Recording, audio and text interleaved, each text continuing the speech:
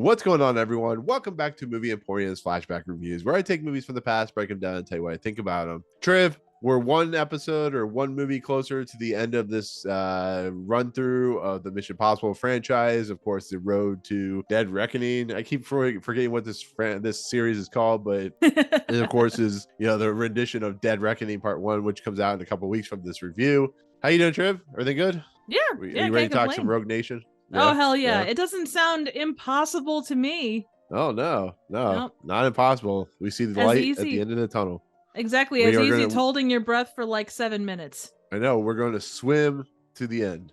We're going to get there. Right. We're going to hold on to that plane and we're going to swim through the canals and that's right. We got to hold our water until that point. Right. Strap bombs to our chest so when we explode, we fly forward into the end. So absolutely. So anyways, those are, of course, references to Mission Impossible Rogue Nation, the 2015 film that came out in the last day of July, I think, July 31st. Yep. This, of course, is the 5th film in the Mission Impossible franchise, one of the most successful films of that year, as well as I personally, I don't know how you feel, Triv, we'll find out in a second. My personal favorite for this franchise. People consider Fallout the best of the franchise. It's a great movie, but I find this movie the most satisfying on a technical, a visceral, and just kind of new take, not really new take, but a new interesting era into the Mission Impossible universe and allowing characters to continue on a thread that was started back in Mission Impossible Ghost Protocol with the Syndicate.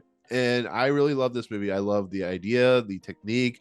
I love that Chris McQuarrie just completely knocks it out of the park in this movie because he's the official director of the next 4 movies of this franchise. And it brings back people like Jeremy Renner. Unfortunately, he didn't come back for Fallout. It brings back Simon Pegg, who actually has a much more interesting, much more diverse role in this movie. VIng Rhames comes back for most of the movie. It introduces us to Rebecca Ferguson, which we will talk about. So we'll get there in a few minutes. Has an interesting villain, and of course brings in shooter Alec Baldwin into the mix. That was an interesting thing to see, I'm not gonna lie. Yeah, no, right? So with that said, Christopher McQuarrie is a well-known, I've talked about him before, he's a well-known writer, well-known director. He won an Oscar for Usual Suspects, of course. Directed Way of the Gun, has his first picture. He, of course, got involved with Tom Cruise on Jack Reacher. And I think at the time of when I saw this movie, or when this movie was being produced in August of 2013, it was a really strange choice. It was like Brad Bird and J.J. Abrams. It wasn't a choice that was very, what I call predictable. You think you would have somebody, I don't know, like Christopher Nolan or something like that of this nature doing a film like this. So I give him a lot of credit for what he was able to do to bring this franchise into the stratosphere that it now is. Dead Reckoning, of course, has been one of my most anticipated movies for the last 25 years. But with that said, with enough of my rambling, Triv, I have to ask you again, does Mission Impossible 3 feel quaint after this movie, with this movie, now that you've seen it? And what do you think of this movie overall? I'm always going to ask this movie. It's a joke that I have running, but it's like, I think at this point, Mission Impossible 3 feels really small compared to what they're doing even in this movie. So give me your thoughts, what you think of Mission Impossible Rogue Nation. I kind of stand by what I said when we talked Ghost Protocol. Wrong. I mean, everybody's gonna have a different take on it, and maybe because I'm watching them as part of this as my first views, it's different than when seeing them in theaters. Yeah, because even on a TV screen versus the big screen, it is a different experience, and that's just the nature of it. I like I say, I enjoyed 3 for what it was. But the further we get along, obviously it's gonna be like Tokyo Drift or any of those kind of movies. It's got a lot of good, and it is a turning point, and you can see they were trying to turn things. But yeah, this is miles from what 3 was, no doubt. Yeah, and watching it from a critical point of view, this movie is very much in the James Bond, Spectre route when it comes to the bad guy. Yeah, and everything involved. It very much is a spy movie, spy thriller, and it very much has the tropes of where Jason Bourne had taken the spy franchise and where James Bond with the Daniel Craig era had kind of routed themselves at that point. And here we have Mission Impossible going into the same route. But I got to ask you this question. You know, I joke when I say, you know, you're wrong for thinking this, you know, like in Mission Impossible 3. But I think what I really truly like about a film like this that I don't like about James Bond is it's a really unique, willing to do things that James Bond plays safe a lot of times. And I feel like that Jason Bourne was doing the same thing that Mission Impossible did. I just think the fact that Tom Cruise is willing to take these chances of doing stunts that are so bonkers and so insane that him on a plane or him on the Burj Khalifa or him doing this motorcycle stuff, which a lot of it is not, I don't know if you know anything about filming like motorcycles or cars, but a lot of time they're on rigs, right, where they're like attached to a truck or they're attached to a vehicle. And a lot of the stuff that is in this film, there are parts where I'm sure it's on a rig, but most of it's Tom Cruise on a motorcycle going, you know, because they always do the thing where they have the cars going slower than the vehicle that's being right. filmed. So a lot of it probably is a little slower than what you think, but it feels fast, and Tom Cruise is on those vehicles. And I don't know, you don't see you don't see Matt Damon or Daniel Craig doing stunts like this, and I think that's Oh, what sets definitely this not. franchise apart. Oh But I yeah. mean, what do you think? Well, the fact that from the stunt perspective, the fact that the bonkersness is, like you say, it is reflected in every part of you know, the Mission Impossible series. Whether you're Yeah. talking about the story, you know, the stakes are always, you know, stupid amounts of high. It's, you know, minutes or seconds to be able to get done whatever needs to get done.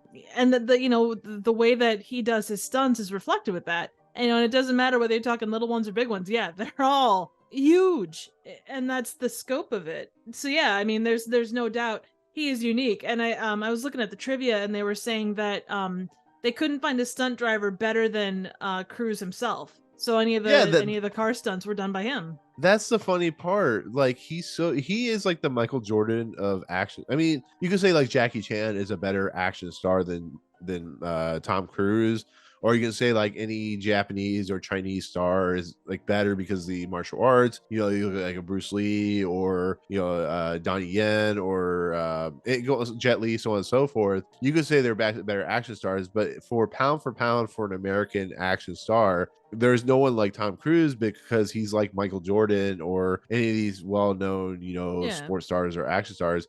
He's so committed to what he does and what he portrays in his movies that when you watch a movie like this and see his face and not some other actor's face doing these stunts, you know that he takes the time, he does the research, he practices like many hours on doing, like for instance when Oh he was yeah. doing Top Gun, he or when he does you'll see in Fallout when he does the helicopter stuff, he practiced for hours upon hours going through, because he has the availability and ability to do that kind of stuff. Yeah. But it really shows. It really shows in the action sequences. It really shows in the nature. Yes, there was probably some things where they added, like for instance, when they do the water stuff in this movie, a lot of it's CGI, but it is most of it's really him in the water, you know, doing his breathing thing where they did with like Avatar, where he learned how to do that kind of stuff. Right. And that's He why practiced this for franchise, weeks to be able to stay underwater for like up to 6 minutes. yeah, and it shows. And that's why, like, you look at like a movie like Avatar and you look at a movie like this, or you look at a movie that really feels authentic, and it shows. It Yeah, shows. And that's why this 100%. franchise sits, as much as I love like Skyfall and I love Casino Royale, and they do have great action sequences.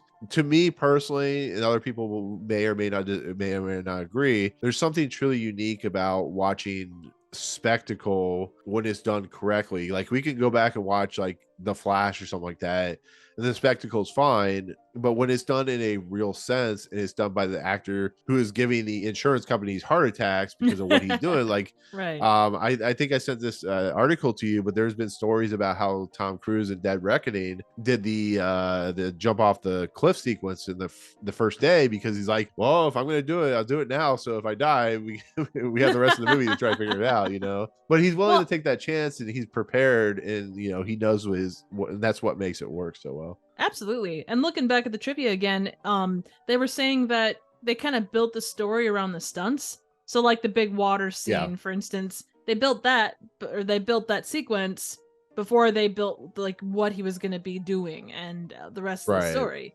Right. And that's not a bad way to do things, especially if you have huge sequences that you need to prep for weeks, a week upon weeks upon weeks. And I wish some films would do this, because it makes the film work more frenetically and more comprehensively than some movies I've seen. Like, John Wick, I'm sure, does the same thing, where they will do the action sequences, figure those action sequences out, and then kind of structure the movie around it. It doesn't mean that, for instance, this movie is not perfect on a storytelling level. I won't ever like 100% commit to that. Right.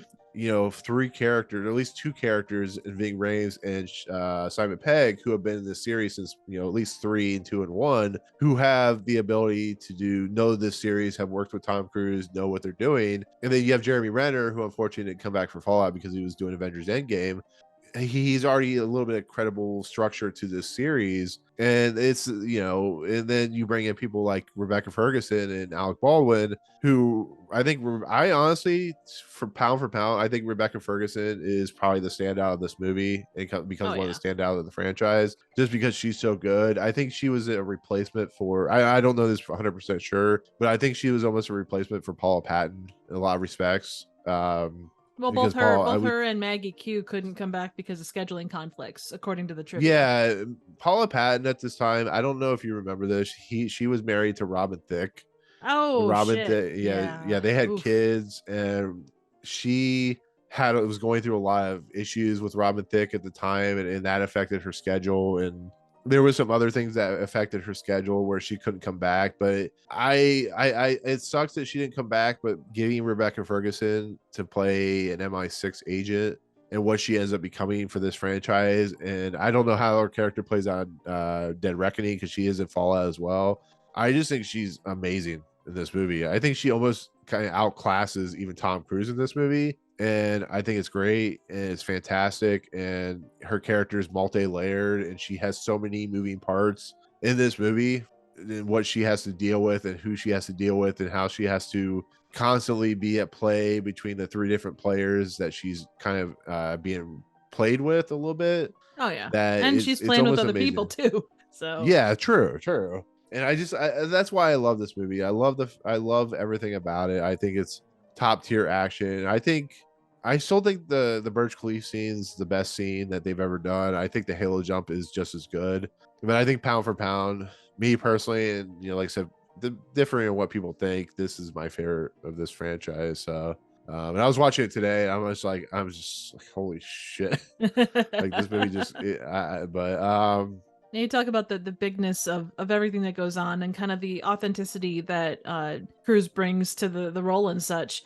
It does make for, this isn't a September movie or a January movie. This is a summer popcorn movie in the height of like summer blockbuster season, or kind of it was a little bit more on the tail end, being that it came out in late July, but it's still like, kind of that time that you expect these big movies. And this is kind of like king amongst those big movies. Right. And it's smart too. It's a smart film. It's not, it doesn't insult your intelligence. It allows you to have fun, but also kind of like, oh, like, what are they going to do next? How are they going to handle this? Like, they always seem like one step ahead of the audience. And, as we see in the end, something like that. Well, true. I just think sometimes, like, when it comes to summer blockbusters, they're more worried about the spectacle than they are the story. So movies like this are, like, for instance, by the time somebody may watch this, Oppenheimer might be out, or it's probably already out. But it's movies like this and that where it's like, thank God that somebody does a thinking man's summer popcorn movie rather than action figures banging each other in the face with 2 kids playing with them.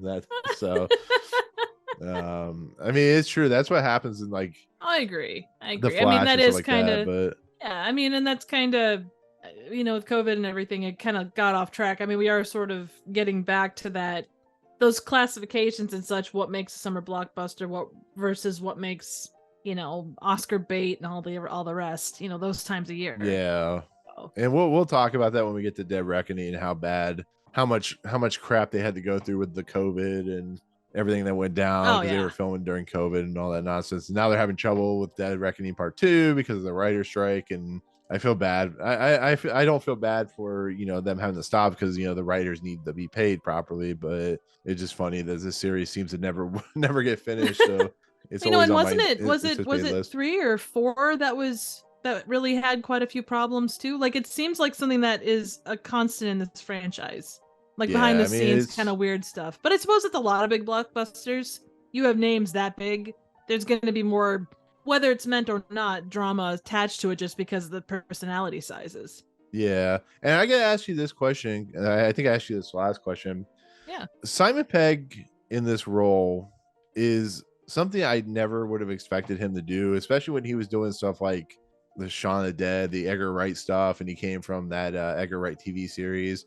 Mm-hmm. In this role, in this film, do you think he's become more successful with this character, or do you feel the same as you did with Ghost Protocol, where it feels a little out of place? Like, I'm curious of what you think, because I know you're a huge Simon Pegg fan, like I am. Oh yeah. So I'm just curious of what you think, like, about Simon Pegg in this movie, this Well, specific movie, I should say. being that he does a lot of the like Spaced and Shaun of the Dead, but you look at something like Hot Fuzz that is like he plays a little bit more serious role. Like there is Yeah, still yeah, quite a yeah. few humor elements, but it's a little more played straight. Not to say that not to say he plays Benji straight, but I think there's enough variety in his role. Like the first time we see him, he is very much fish out of water, and kind of the man in the chair that you see like twice during the movie. He's still, he's still kind of getting his feet wet in Ghost Protocol. But I think he really came into his own here. Like, he did the role well, and the fact that they start on him like popping up out of the grass, I laughed my ass off at that. He Yeah, right. you see him more comfortable. Like, he's yelling back at Brandt, and all of a sudden like Cruz shows up and he's like, "Ah, look, where are you?" But Yeah, I mean, I like the fact that they use him still as like the Q. So he's still like in the beginning, like he's still sitting at a desk, but there's like a logic and reasoning for it, and then he comes into the mix. Like it feels more organic than him just being out in the field and Ghost Protocol. Here, like it goes from like him at like his computer desk playing video games, and then it kind of slowly pans over to like the reason why he ends up being part of Cruz's crew in this movie, right. which I really like. Yeah. I think that he works really well with this, and I think he balances the comedy and kind of the guy in the chair pretty well. Mhm. I don't know. I think that it's a good mix, and Yeah. liking Peg helps. But yeah, I think that seeing what he did in like Hot Fuzz and movies like that, you do get more of the sense there's more than just comedy behind him. Right, right. And Sean Harris is an actor I didn't really know much about. He hasn't really done like a huge amount. He's a stage actor. He's been in a few things here or there. People know him. He's like a British actor. Was And he now, Lane? I guess, yeah, he was Solomon Lane. He's the one that Okay, like, so this is this is terrible. yeah, go ahead. When I first saw him, because I didn't look up the actors until a little bit, like until I got further into the movie. But the guy that played Milton in Office Space? I thought Yeah, at yeah. first, just with the glasses and everything, it's like, oh my god, is that like a super skinny version of Milton? That would be That quite sounds interesting. that sounds terrible, but it was the first thing that I heard that I saw, and it's like I knew what probably wasn't him, but I couldn't get it out of my head. I kept No, expecting for him to ask about his stapler. right. Like, you bastards, you took my stapler. Now I'm going to kill you all. Haha. Shit, that's funny. No, Sean Harris is I mean, he did like 24-hour Party People, which I really like. He did Oh, that's a great one. He The was the green, King, yeah, the green Green the Knight, which I don't know. David Lauer is really, he was in Spencer, so ah. he's a chef, Darren McGrady. What do you think about him as a villain? Like I said, I think Philip Seymour Hoffman is the kind of top tier villain of this franchise, but what do you think about him as kind of as it was alluded to, like I told you in the Ghost Protocol, the Syndicate becomes kind of the major player, at least in the Right. next two movies. I'm kind of curious what you think of him as the villain. So I have two thoughts. The first one is from the perspective of him kind of like aping the whole like, here's your mission if you choose to accept it. Like going and kind of imitating all of that stuff. I really did enjoy it because he kind of, that's kind of what the Syndicate is kind of an anti IMF kind of a deal. So to have that aspect was really cool. Him as a character, I don't know. Yeah, He didn't do a I lot. agree. Yeah, Very it's like vanilla. Christoph Waltz. It's like Christoph Waltz and Spectre. I like the fact that he's playing Doctor, not Doctor No. Is he playing I Blofeld? haven't seen it. Well, yeah, no. Christoph Waltz was, of course, in the Quentin Tarantino Yeah. Oh, he was movies. great in that. He plays. Oh yeah, Bingata definitely. bingo. He's awesome. He's fantastic. Yeah, he's a great actor. But he got cast as Blofeld in the James Bond franchise, and it's the same thing there. It's fun to see these guys like play bad guys that are like always one step ahead of the main character, the main antagonist, or I'm sorry, protagonist. But Solomon Lane's character just feels very toned down and very light villain compared to like Philip Seymour Hoffman. Just I don't know if it's Philip Seymour Hoffman as a human being, as an actor at the time, that really helped exude the kind of the aura of a really good bad guy. But Sean Harris feels like they're trying to make him the Blofeld, and it doesn't really successfully work as the character. He's more just a guy you heard on the phone, and he has the technology and stuff like that. But I'll be fairly honest with you. I think the better villain in this movie is the guy they call the Bone Doctor, Jens Hultén character. Oh, just yeah. because he feels more menacing. He feels like the character that Indiana Jones would fight in one of his movies that gets sucked up into the helicopter blades or something like that. And I'm really kind of intrigued with what they're going to do with the villains in Dead Reckoning, because even I think Fallout has a pretty good villain in it, but I think Dead Reckoning might have a funner villain with Palm Clementif, I think, is the villain I've heard in the movie. Nice. She's the one to play Mantis. Right. In Guardians. But I don't know. I think this movie I like more just on the spectacle and kind of the story nature than I did the villain, who seems to be always one step ahead. But with Tom Cruise's Ethan Hunt being as smart as he comes off sometimes and not smart as he comes, it's just a really weird dichotomy, I guess. I don't know. I feel like Lane was very much a character that, he kind of let everybody, like, he's kind of the gentleman bad guy. Yeah. Like, he never really raises his voice. He always stays like he's very even keeled. So he's not prone to like outbursts and things like that. But that only takes you so far. If you're not able to get it out, you can see what he does, but it kind of feels more like he's going through the motions of it. Like, oh, this is what's expected of me. This is what I have to do, over like, wanting to kill people because it's his passion.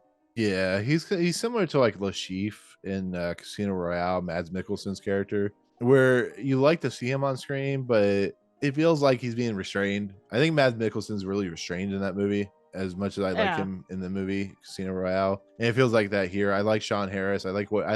He's a fun villain, but he doesn't hold a candle to what Philip Seymour Hoffman does, which is kind of a sad thing, to be fair. But I think that's just Philip Seymour Hoffman doing Philip Seymour Hoffman. He doesn't take vengeance unless you take vengeance against him.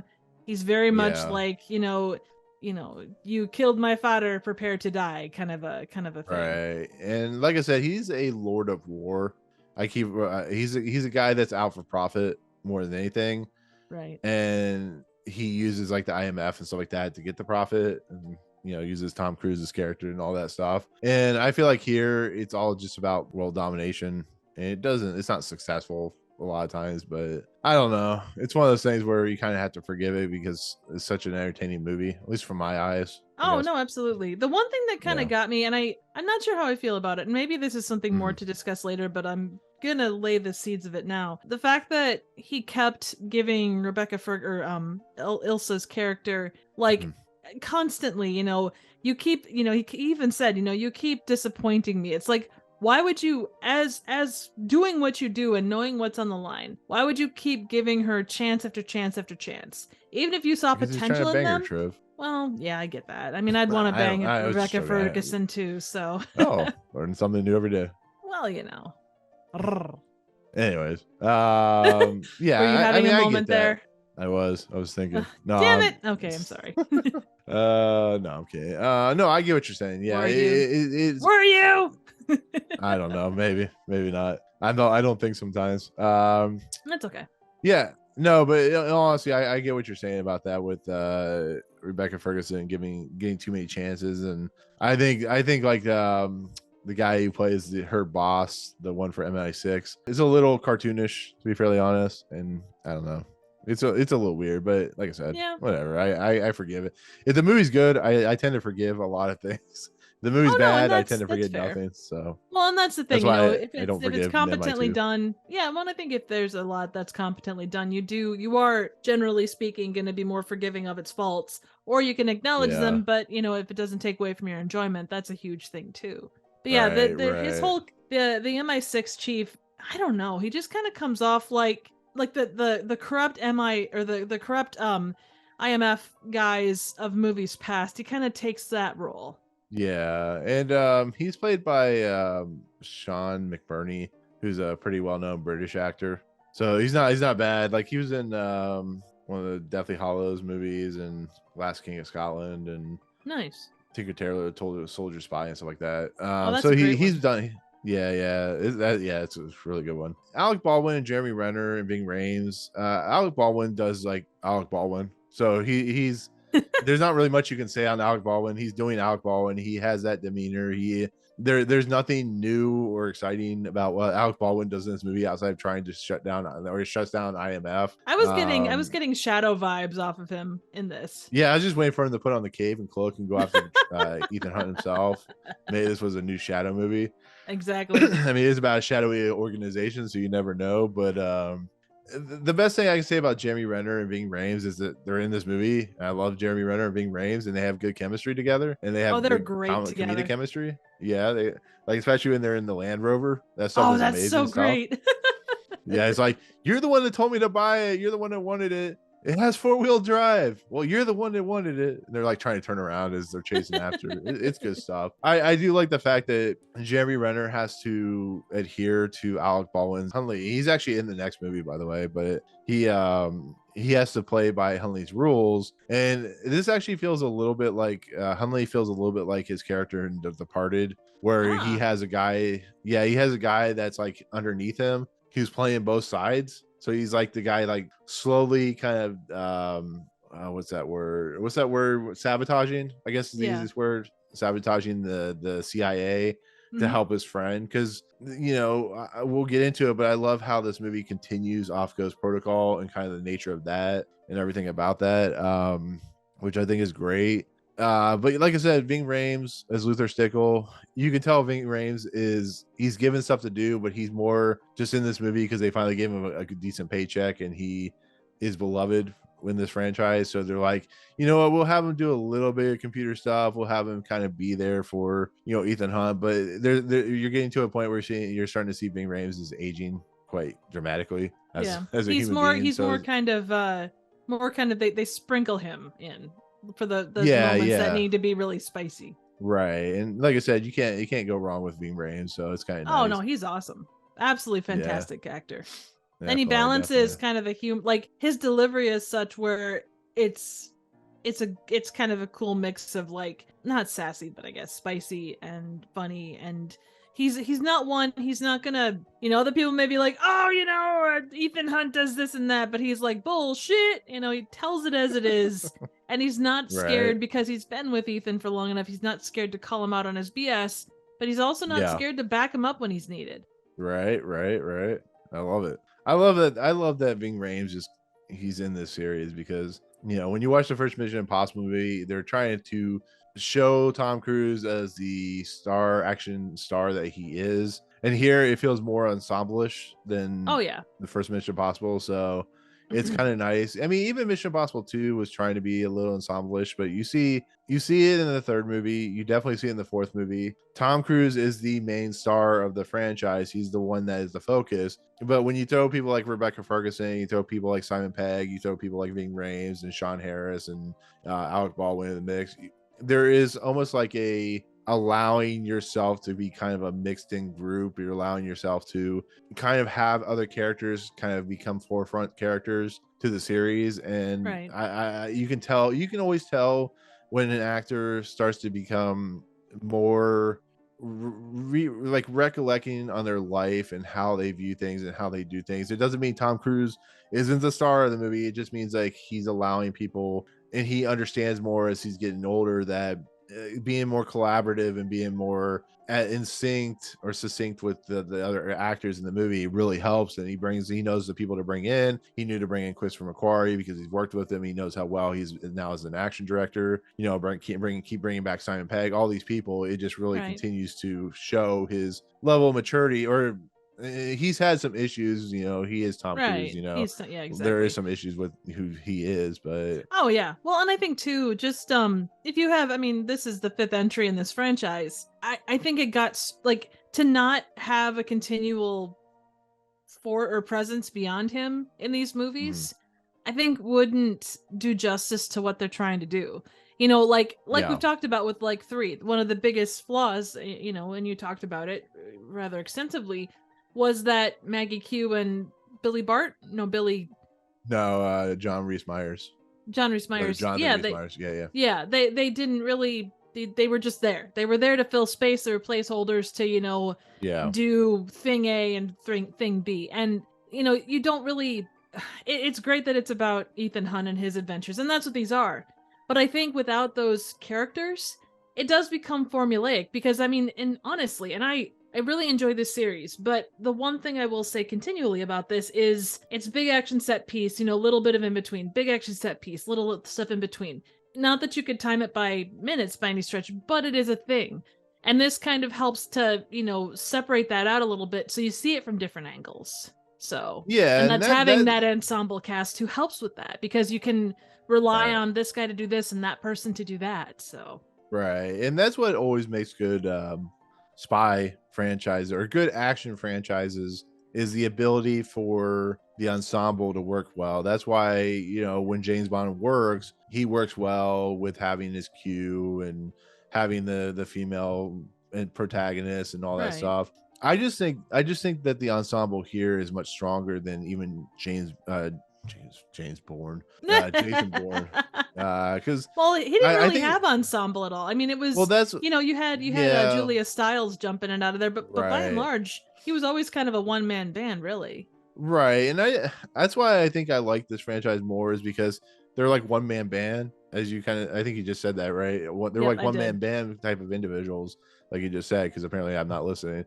And here it's like ensemble. It's like they're the I don't know, the Joe Cocker, and this is like the Pink Floyd or Rolling Stones or something like that. It's like you have to have like a cohesive when you're doing a Mission Impossible film, and that's why I think I like. So anyways, with that said, to kind of get into the story of this film takes place a year after Ghost Protocol. They are still doing missions, as we see. I think doing this first mission is kind of nice. Instead of giving us the actual story to what Mission Impossible Rogue Nation is going to be, what this opening does is it allows to see how well these 4 individuals, the Brandt and Stickler and Benji and eventually Hunt, come into the mix to show that they are still working together. Unfortunately, Paula Patton's characters never really fully explained what happens to her, where she ended up going, because she was supposed to be part of this mission and stuff like that.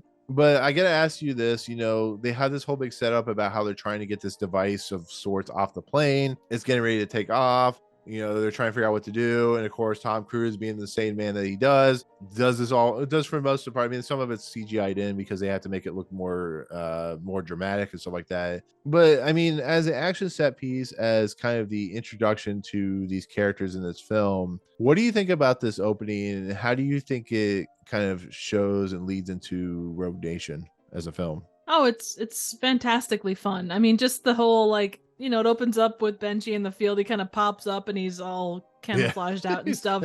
That's fantastic. The fact that Ethan comes out of nowhere wearing basically a suit. It's like, where the hell was he that he was wearing a suit? And then they actually say that too. Like, where the hell did he come from? Like, what are you doing, Ethan? The thing's getting ready to take off. You're in Belarus. What are you doing in a suit in Belarus? Right. But no, and then it's like, you got, Brandt kind of going, the thing is on the plane. We got to get the thing off the plane, and Ethan comes out of nowhere and jumps in, and they're like, open the door, and then the wrong door opens, and it's like, open the other door, and he's like, oh man. I like that Luther Stickle is like somewhere else. He's not even in. He's like He's like, "Where are you at, Luther?" He's like, "I'm on top of a building or top of a He's tower in somewhere." Like, Malaysia or something. yeah, yeah. So I like that. I like the fact that like if you watch behind the scenes footage of this, Tom Cruise is he's harnessed into the side of the plane. So the stuff like the extension of the plane and stuff like that is all CGI. But I mean, I don't know how you feel about this, but like the Burj Khalifa scene, this dude is really outside of a plane, Oh and you yeah. see in the behind the scenes stuff, you see the plane taking off with Tom Cruise attached to it. So you can imagine the investors and who is Skydance and the insurance companies when they explain this like stunt to them. First they go, "All right, so Tom Cruise clause says this. We have to give this much money, over $1 million. If he dies, it's not our fault." And we can't be sued. And Tom Cruise signs there, and it's the Tom Cruise clause in the insurance company that Paramount owns or whatever. But I gotta ask you about that stunt. Like, you watch something like the Burj Khalifa where he's hanging out the side of a 1,000-story building, and here he's flying on the outside of a plane. What do you think of like what is racing through your head when you see that scene? Like when you see that moment of what he's doing? I think that Tom Cruise has no f to give. He's like, you know what? We want something cool. Let's do this. He went from jumping on a couch to hanging out the side of Burj Khalifa. So, I mean, how do you what happened with Katie Holmes to make him to that point? I know, right? It's Oh my crazy. god. I mean, is he making up for the fact that he's not like 6'5"? He's like, I need to be someplace high that way I can be really tall. No, no, Right? generally though, like, I mean, the brass balls is absolutely fantastic. Like it's amazing. It's to Yeah. even from the perspective of, okay, we have safety equipment, we've got all the stuff. To know that something could go wrong and you could lose him in a second, he jumps out the window, is like, oh, he's fallen. Oh no, the thing gave way. Oh, he's still falling. Oh, look at watch. He's still falling. Oh, okay, Um, there he goes. yeah, right. That I just just like that chance and that spirit. Not to say, I think that a lot of I think that there are, you look at what stunt people do and how they test their minds and bodies. There's a lot of that spirit in Tom Cruise as well, and it's cool to see because you just don't. It's not something you see a lot. yeah, I know some stunt people are not happy with what Tom Cruise does. I think I've read this before that Tom Cruise is a little divisive when it comes to the stunt crew Oh, because I it bet it, so. it it does keep him out of jobs. And I think Tom Cruise understands that. And I think that's why he still brings in a lot of stunt people to do other stunts. Like the people in the motorcycles, that's not Rebecca Ferguson. That's No. not the other two. So there is a lot of stunt work. There's like when, I don't know, Benji is in the car with Tom Cruise, a lot of that stuff is not Simon Pegg. So I think a lot of people are just astounded that he's willing to take these chances and willing to do these things. But it's been proven time and time again he does it because he loves this, not only this franchise, but loves the art of filmmaking. And when he did the interview for Dead Reckoning Part 1, and then he talked about the whole, like I said earlier, the cliff jumping stuff. There's just something different about who Tom Cruise is and what he's able to do and what he's willing to do that not a lot of people are willing to do. And I like that they add in the humor of like everybody's going, what is this guy, like the guys in the movie are like, what is this guy doing? And Benji and his not being able to open the correct door, which is great. And just everything about it sets up just how insane this group of individuals are and how it sets up why Hunley, the Alec Baldwin character, says what he says, and the commission that is kind of making this decision feel about this whole situation. And it doesn't really have like any huge impact on Rogue Nation as the movie itself, because all they're doing is, like I said, he gets into the plane, and I love when the guard goes back there to check out the why the doors open. He turns around, then he turns back around, he sees Hunt there with the big whatever that thing is, because they're whatever country they're taking it to. And Tom Cruise gives this look, he's like he just gives that look, and he just pops the thing, and he flies out the side. And it's just, that's all green screen, that's all like not even in the air, stuff like that, but that's beautiful stuff. And I found myself just going, you know what, yes, give me more of that. You make me your favorite of the franchise. So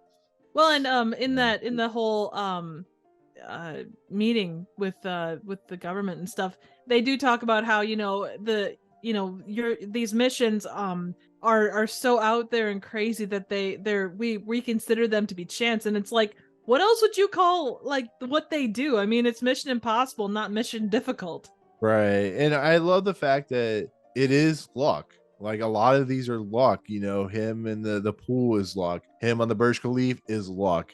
Him stopping the nuke warhead, which is referenced in this movie as a kind of computer generated, or it's like they show footage of it, is luck. Everything is luck with this, you know, how he survived in Mission Impossible 1 and how he survives in Mission Impossible 3. It's all based on luck. And you know, I know most government agencies don't deal with luck. They deal with, you know, situational reasoning and logic, and you know, not hopefully the bomb explodes or whatever. And I don't know. I think that's a great scene because it really is what this group of individuals are. They're lucky as hell. Oh, absolutely. I mean, well, and they yeah, even reference dumb luck in Ghost Protocol. So yeah. It's crazy. I mean, just think of all the times that Tom Cruise, Ethan Hunt's character almost died. oh Like yeah, how lucky he is. And it's kind of like Buster Keaton in oh god, whichever one it is where the house like falls on him, but the window is just yeah, strategically placed. Like it's that on a much bigger scale.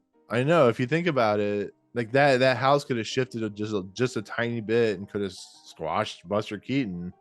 I mean, you got to think of like all the possibilities. I mean, Buster Keaton could have died that day, but Buster Keaton, no, he doesn't die. He can live with a broken neck. So Basically, yeah. if he can live with a broken neck, Tom Cruise can live with luck. So, but yeah, I mean, it also has the traditional opening with the, you know, they show scenes from the movie itself and the clips and stuff like that, and it has a score by a guy named what's his name, Joe Kramer, who I don't know much about this guy. He hasn't worked on a huge amount of stuff, but I think the score is fantastic in this movie. I think the one in Fallout's better, but I think this is a very well done, very traditional score for an action film. Oh, it It's feels well put very much together. within the universe of Mission Impossible. There's no doubt. Yeah, exactly.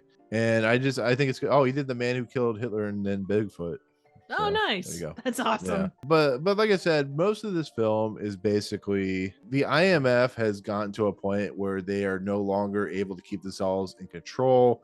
Things have gone out of whack. Like we talked about in Ghost Protocol, the Syndicate is now the shadowy organization that Ethan Hunt's been chasing after for a year. The IMF with the whole San Francisco nuke weapon that went awry, and then this last mission that went awry, and the last year's worth of missions that went awry. It becomes apparent that, and of course Hunley, who I don't think is the most well-developed character, but he's a character obviously that kind of took over Tom Wilkinson's character. That's what it feels like. He took over for him. He kind of stepped up for the role. And I got to ask you this question. This isn't the first time the IMF has been disavowed or taken off the market. So did that stuff work for you, them basically shutting down the IMF? Because you know at some point the IMF's going to come back, because that's what these action franchises do. They always have we're taking them away and then we're going to bring them back in the end. So I mean, yeah. what do you think about like that whole idea of just like the IMF being basically taken off of the market, I guess? Honestly, I kind of feel like they handled it better, and I guess maybe just because they referenced it here and there in Ghost Protocol. They don't really talk about the fact that, you know, there's not a lot said about the fact that, oh, well, IMF is no longer a thing. Like you kind of get the back and forth between Baldwin, or between Hunley and Brandt, but by and large it's not really a thing that's covered. And I don't know, it's like with any of these movies, you know, it's after the cop turns over his gun and badge that, you know, they actually get the answers they need. And I mean, that's kind of, they're not under the restrictions, and not to say that they're like, you know, taking advantage of those positions, but it doesn't really change what's going on. It's not what I would consider to be like, they already kind of, I know that this is a continuation from, you know, Ghost Protocol, but they don't really do a lot with it, really. At least I didn't think so. Well, that's true, and it's one of the bigger problems of this movie. And like I said, I do have problems with the movie, so it's not saying there's not flaws with this movie. I'm not like a lot of people go, dissing on it. No. a lot of people, a lot of people go, so why is your favorite? Why is your favorite of the franchise? Because I just like it. Of even Fallout has its issues. Even all the Oh yeah. Mission Impossible in general has issues. And my main issue is with this movie is I feel that Hunley's character as an individual feels very in the dark for somebody who's the secretary of, I guess the secretary of the government or whatever, of IMF or whatever Oh, he is. he's the head of the CIA. Oh, I'm sorry. Yeah, CIA. He ends up becoming the secretary of IMF and stuff like that. I feel like he's so in the dark, and this is the same thing that happens in the Departed. It feels like they've kind of neutered his character on a progression, kind of being kind of ignorant in a lot of respects, because he's so on the war path to hunt down Ethan Hunt and to stop the IMF from doing whatever they're doing, that it just feels like they're trying to make a character seem like a bad guy who's going to have that very traditional transition point somewhere deep into the movie. And I don't like that in characters. I don't like the fact that characters can be so ignorant that they're blinded by their own kind of warpathy nature. And that's what's happening here. I think it almost, if you take in, as much as I like Alec Baldwin as an actor, and I like the fact that he's in this because he does have an interesting arc in the second movie in Fallout. I feel like his character just seems to be, once again, like Kittredge is just there as kind of a deterrent or to try to take down Ethan Hunt's character, and it's just not successful. It just feels like another character that just feels kind of a little overstuffed in this movie. So I don't know. It's one of those reoccurring. It's one of those like kind of reoccurring subplots in these, which, you know, again, you take it with a grain of salt and you kind of work within that world, because I'm sure, like, if you're talking an organization that deals in subterfuge and everything else, there is going to be a certain amount of things that are unsavory to someone that has to answer to several committees, you know? Yeah, and I think it's trying to be a commentary on how the short-sightedness of individuals can really kind of affect and ruin and kind of deter something that they view as not being utilized very well to the society of the American public or I public in mean, general. they basically come out and say that, you know, there isn't a place for IMF anymore because it's, you know, the 2010s at that point. You know, that kind of you know, that kind of the way of doing business doesn't really work anymore because, you know, things have moved on. You know, you can, what you could do, what you needed an agent for in the past, you can handle with a drone or whatever it might No, be. I know, The and world's it's kind of such a changed, and so I mean that's kind of what they were going for basically. yeah, and I get that. I understand that. But it's such a bland trope of every action spy movie. They do in 21, which is not a very good movie, but it's the one about the card counters from like Harvard or Boston. It had Kevin Spacey and the guy from across the universe. Anyways, it was about these college kids who go to Las Vegas to make a lot of money off card counting. Mm-hmm. And they have the same trope in there where these individuals are being watched by Lawrence Fishburne's character. Lawrence Fishburne's like an old school, whatever. I'm getting to my point eventually, but and they have like new technology that can, you know, watch card counters. But the thing that really happens and is a serious problematic trope is, in the end, the old school way of approach always ends up being the one that succeeds, which kind of mutes the whole point of what these movies do, which is, oh, we have something bigger and better, and we have something that could, you know, do this and this and this, which they actually use the technology to pretty nice degrees in this, using like updated technology versus old technology. But when you get into like the idea of like, oh, we're shutting down the IMF because we have better technology and better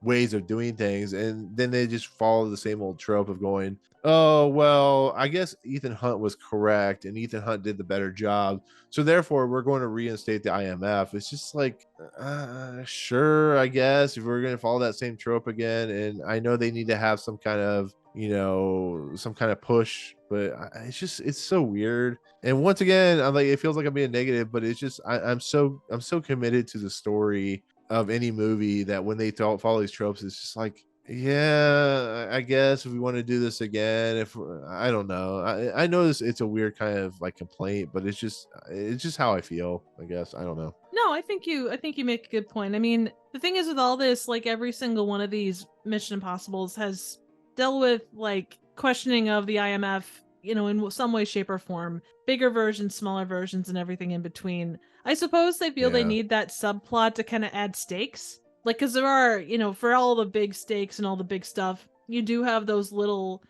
things that, if they go wrong, could come back and bite you in the ass. Like, and it also takes out of the equation, like, look at Marvel movies where you have, like the ensemble cast. Well, why isn't Hulk available? Why isn't this person available? Oh, they're off, Hulk disappeared in outer space, or, Captain America is in hiding or whatever. They're trying to cover those things that people may question, I'm sure. Yeah, and that's true. Yeah, that's a good point. And they have the same issue in Mission Impossible Fallout with Angela Bassett, who comes in as the Alec Baldwin of this movie. So I mean, it's not something that deters me from liking this movie, but when you try to be like more critical about it and you start doing it on a reviewer level, you start to notice these things, and it does become an issue. But I mean, once we actually, before even the IMF stuff gets like taken off the market and stuff like that, we have a whole scene where Ethan is in London, and I gotta ask you your feeling on this, but Ethan's in London and he walks into a record store and he meets, I don't know if you remember Last Jedi at all very well, but there was a female pilot named Tally, who became kind of a cult character for Star Wars in a way. She ended up being like the TV series and books and stuff like that. Oh, cool. That's this person. Her main name is Hermione Korfeld. She plays the IMF agent that works in the record store, and I like the little banter that they have back and forth. Like, in order to get the right thing he needs to listen to the tape that will self-destruct, they go through like a Coltrane, which I think is actually, I think Tom Cruise loves Coltrane because it shows up in Jerry Maguire. Okay. Coltrane becomes a big part of when Renee Zellweger and Tom Cruise start falling in love with one another. But I love the idea of going, like, Tom Cruise's knowledge of musical artists, and like, she says, "Oh, the guitarist." He's like, "No, that was a drummer." And then he's given like the tape, and it becomes kind of a double twist where he goes in there to listen, and they're going through like blah blah blah Solomon Lane, or not Solomon Lane, like they start going through the typical MI twist or the MI like whatever, kind of and it ends the up being stereotypical banter. Yeah, and then it's like a kind of, aha, got you, it's Solomon Lane, and it ends up being like a the IMF agent. Tom Cruise gets gassed out, and that's when the IMF is brought into the mix. I mean, do you have anything thoughts on that at all, about that whole scene? I think it works for what it is. It was cool to see like a variation on, we had the tape, and then we had the glasses, and it kind of moves along in different ways. I'm waiting for a carrier pigeon to show up and then explode after it gives him the message. One day that happened in the last movie. You'll see John Woo come in. He pulls out the pigeon. He's like, woo, and then... Yeah, exactly. I think that it works well within the context, because he's going someplace that he assumes is safe. It's an IMF thing. They know the ins and outs. It does make me wonder, though, how many agents do they have that like are just sitting around with stuff for the person? Like, how many in every city? Like, does Budapest have like 3, and maybe I don't know, Shanghai has like 17 or something like that, given Well, I mean, it could be like it could be like John Wick, there could be like all people all around, continentals everywhere, that type of thing. No, so absolutely. but you can, I get what you're saying. Call back to the vinyl is kind of cool, because I mean, that kind of came in about that time and then really hasn't left since then. So there's a lot of cool stuff like that.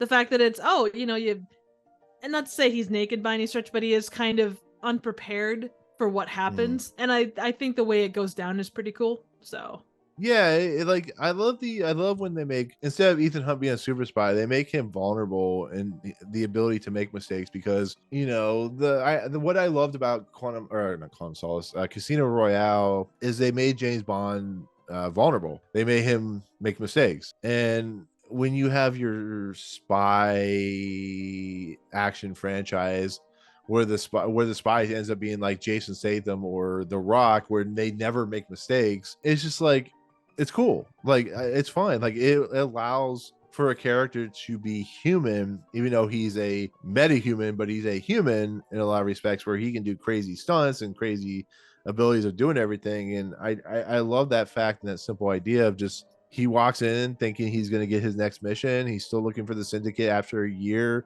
of searching. And we get Solomon Lane, who we don't know who Solomon Lane is yet, but we see a guy in glasses shooting a woman, an IMF agent, and basically taking Ethan Hunt hostage, which I kind of like. I really do. I kind of like when that happens. So I don't know how you feel. Yeah, no, I think it works well. I think you do have to have those moments, and the fact that it introduces us to what is arguably one of the other, like, second strongest characters in the universe of Mission Impossible is pretty great. But I mean, that leads into, I'm sure, your favorite scene of this movie: a shirtless Tom Cruise, a 50-year-old plus man, and who looks like he's pretty well put together. I'm sure just definitely burns your loins. I'm sure it just like makes you feel things, doesn't it, Trip? Oh, here and there, definitely. Right.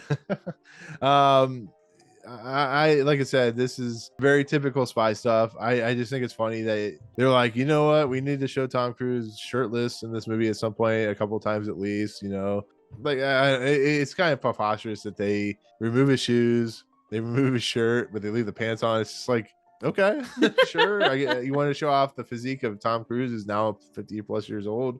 Yeah, I think it works. Sure. But no khakis though, thank God. No, but I guess it's a little disappointing. I know how much you like him in khakis. Oh God, not even remotely. You like it, Triv? Don't lie. I'm not lying. I'm actually sitting.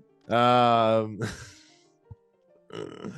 my God. So anyways, basically he is tied to a pipe that is not connected to the ceiling at all, which, when you see that, you're just like, yeah, that's the weirdest pipe I've ever seen. Oh, they're just pulling what they did in Attack of the Clones. They didn't think they'd be able to climb up and backwards and whatnot.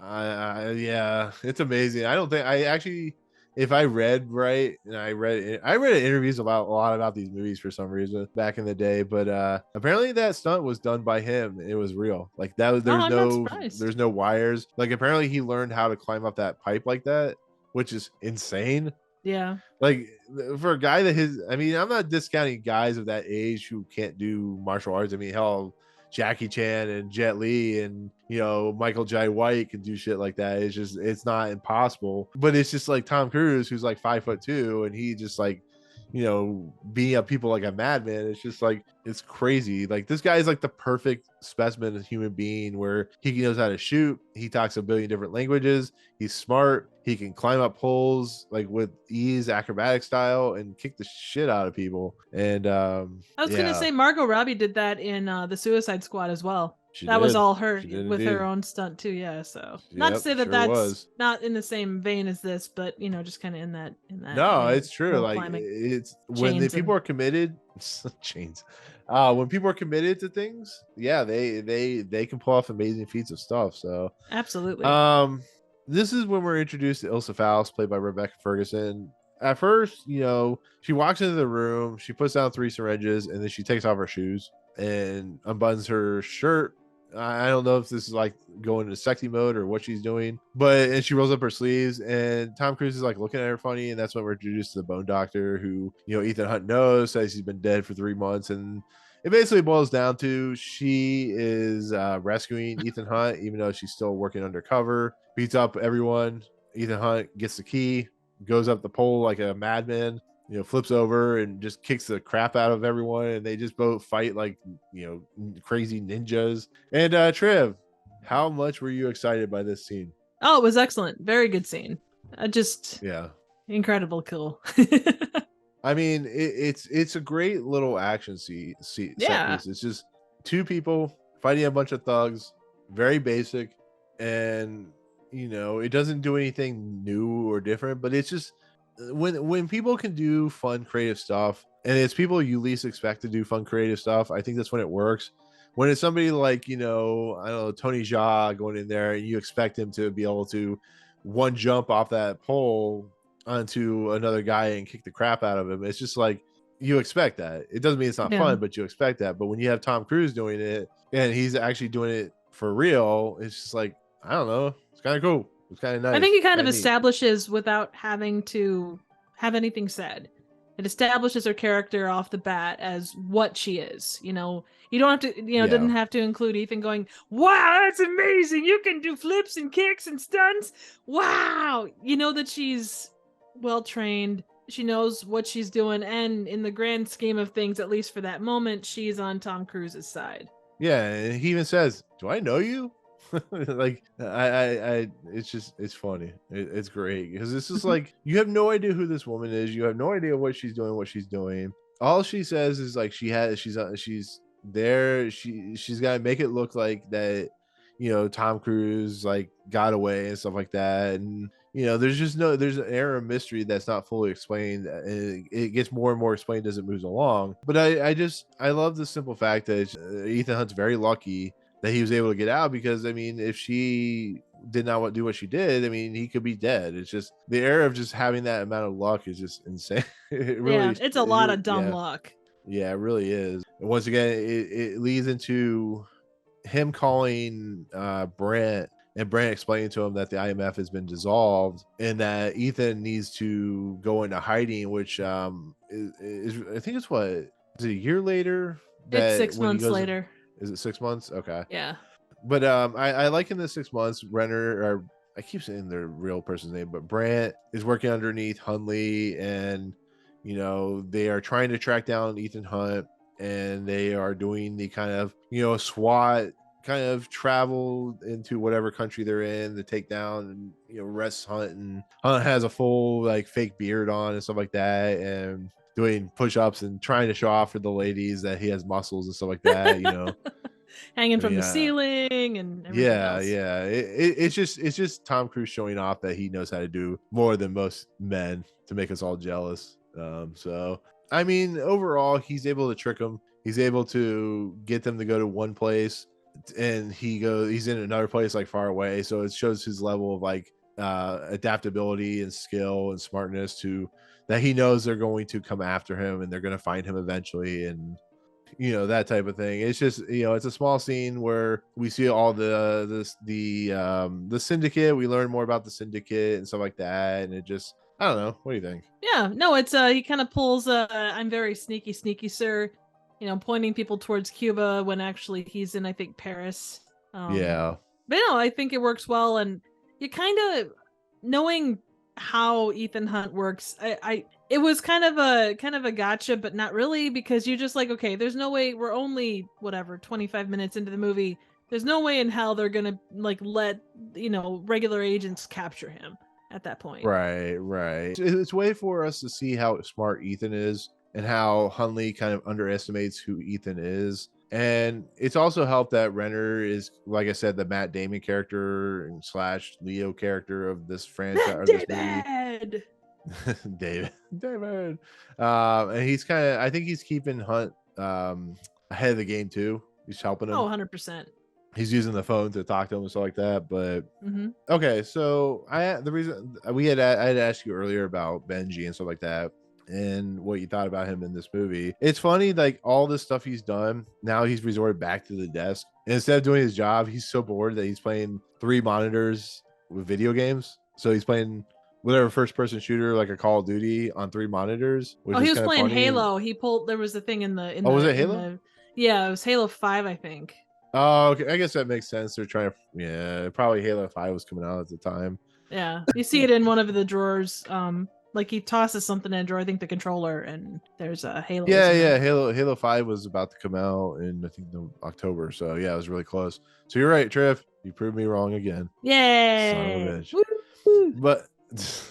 But Benji's playing, and then when his boss comes up or something like that or whatever, he like turns it real quickly back to like the computer screens with the technology and like kind of the stuff that he works on for IMF or the CIA, because I think they've all transported the CIA at this point. Yeah. But he's basically doing his 6 month or bi-weekly or whatever lie detector polygraph test. And Simon Pegg, being Simon Pegg, does, he jokes whenever he does the polygraph stuff. And he's like, oh, I hate this guy and blah blah blah. And I don't know, it's a small scene, but I kind of love that Benji, who you kind of find out eventually is on Ethan's side, but kind of is just mad that like he's stuck at the desk now and stuff like that. So Oh yeah. Well, and I think too, you can see his growth too. That the fact that he's able to do all that stuff and lie through his teeth, and yet not yeah, show it yeah, off in a polygraph. That's I mean that takes skill.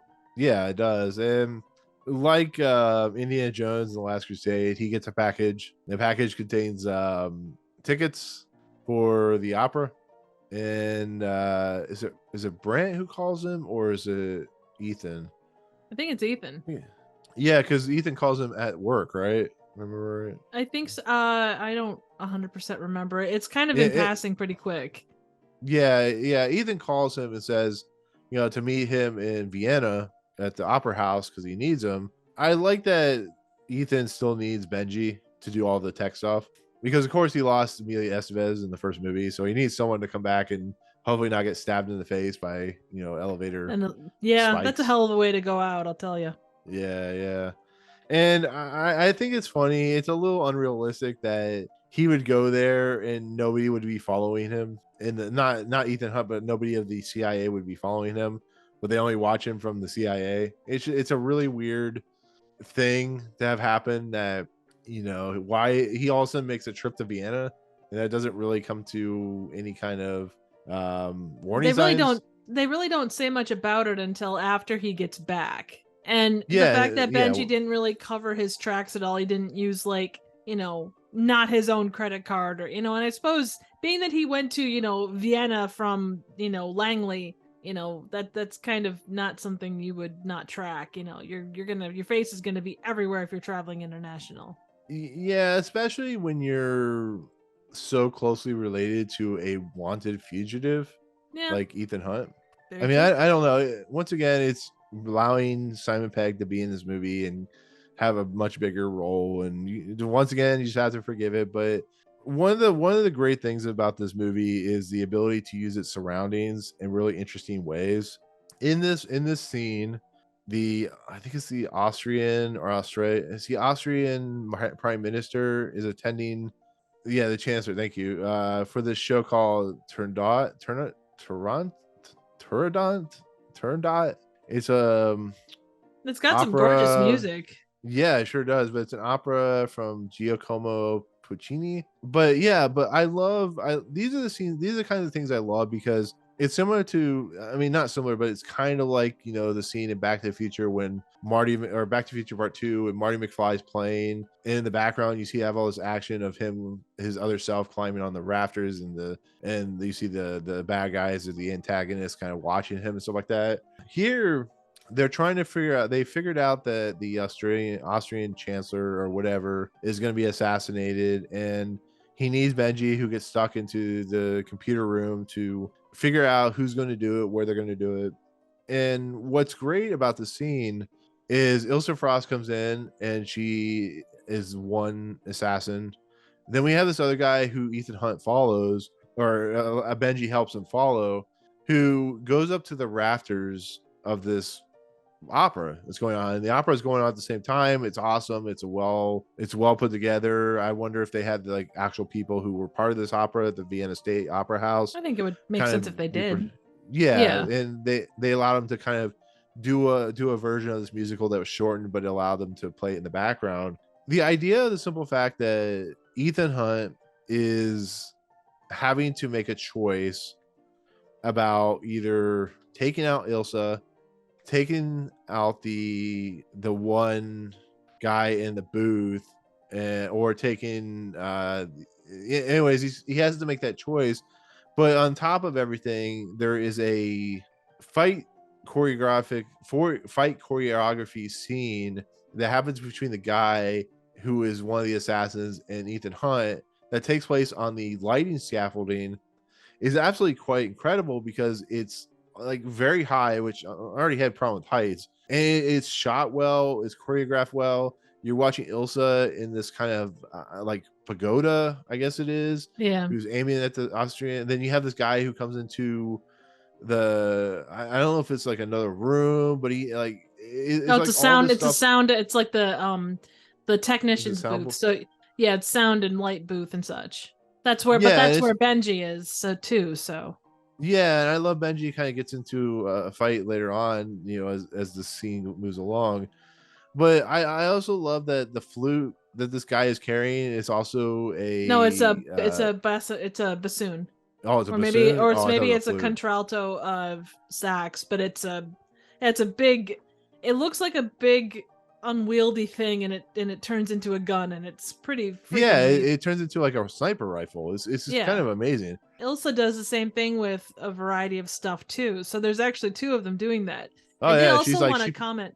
Oh, good. Oh no, she puts her like leg up on the side to hold herself. It's like super sexy when she does it. I love it. I love that kind of stuff. It's just she's in a dress and everything. But what were Yeah, you gonna she. say? Oh, I was gonna say I really enjoyed. Yeah, because up to this point we do get some tech, but we don't get a lot Yeah, of like tech as far. It's not like, not that it should be like James Bond in that respect, but it was kind of neat to see some of like the smaller things. Like there's a lock, like a digital lock pick. There's the two guns that are put together from various things. Then there's like Benji's got a book that turns into like a laptop. yeah, It's kind of neat, like yeah. just that kind of stuff. It's small moments in this large movie, but they're kind of cool moments.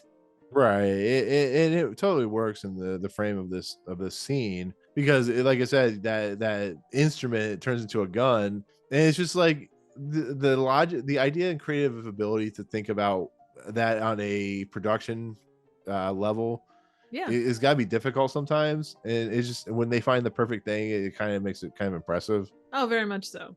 And I will say, having played a few different instruments in high school, I Mm. can tell you that it is not easy to build a gun out of an instrument like that. Like trying to Well, build I a gun out mean, of a flute is one thing, but trying to build one out of a bassoon or a contralto sax or whatever the hell that is, or that would be very difficult. you got to clean out the spit and everything. You got to wipe it down. Well, in theory, you Yeah, I haven't can understand. tried to play it yet. I don't think it's meant to be played and used as a gun. Its You uses are don't know, one or the Trip. other. You don't know what they do, You're Trip. right. I could be wrong. He could go to, had he not been killed mercilessly, he was probably heading to his groups, small sax quartet, after this was all Yeah, said and maybe done. he was gonna go like some local Vienna establishment and play with Coltrane or something. I don't know. Sure, I think Coltrane. absolutely. Yeah, the ghost of Coltrane. No, in all honesty, I just really love the scene because there's a lot of moving pieces and parts going on. I love the fight choreography between the bad guy and Tom Cruise. Tom Cruise gets knocked down to the other light fixture. I love the simple fact that like when the light fixture gets pulled, I think it happens in the booth or whatever happens, but he's on it, and then the light fixture starts going up, the light trestle, whatever it is, starts going up, and Ethan Hunt goes and has to Yep. stand back up and fight the guy again, and I think he eventually gets shot or killed or break. I can't remember exactly. I think Ilsa shoots him.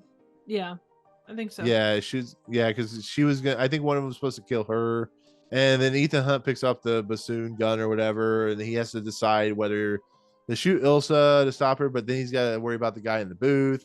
And then he does a smart thing that you kind of don't think about. He actually shoots at the Austrian chancellor to basically kind of cause chaos to allow the chancellor to leave because they're trying to save him, which leads into the guy in the booth was almost ready to kill Ethan, but Benji comes in there and has a scuffle with the guy in the sound booth. It also shoots him, and then because of the chaos and all the police force and stuff like that, they basically have to find a way to escape. And of course, Tom Cruise or Ethan Hunt character helps her escape into the streets below. And what do you think about this whole entire scene? I know it's kind of rambling on, but what do you think No, no, it's about all right. the whole I thing? actually, of this movie, and I know that there's a lot of great action scenes, this one is my favorite just because of Mhm. the creative use of everything. It feels very fresh for the Mission Impossible series. Yeah, So I think it's that really it stands out as something different, and I really enjoyed that. right. It's a very stylized. It's against a really cool backdrop. I know one of the James Bond movies did this something similar. I think it was Quantum of Solace or something like that, where they had a scene against the opera or something like that. But I think having this action play out where he's fighting people, I think it's much more interesting and impressive because Tom Cruise probably wasn't on wires when he was that high, and they're fighting up there and doing kicks and stuff like that and punches, and Tom Cruise gets knocked down below, and then there's this like impossible situation of like, who do I shoot to save who dies, and it's just like the thinking that's going on in Ethan's head, just kind of the turning of the wheels, and he's like, oh yeah, I should probably shoot at the chancellor to make him escape and then deal with these other two, while you feel, because you start to see kind of like the feelings of Ethan Hunt towards Ilsa Frost because she saved him. And it's a very smartly put together action sequence where a lot of things are happening,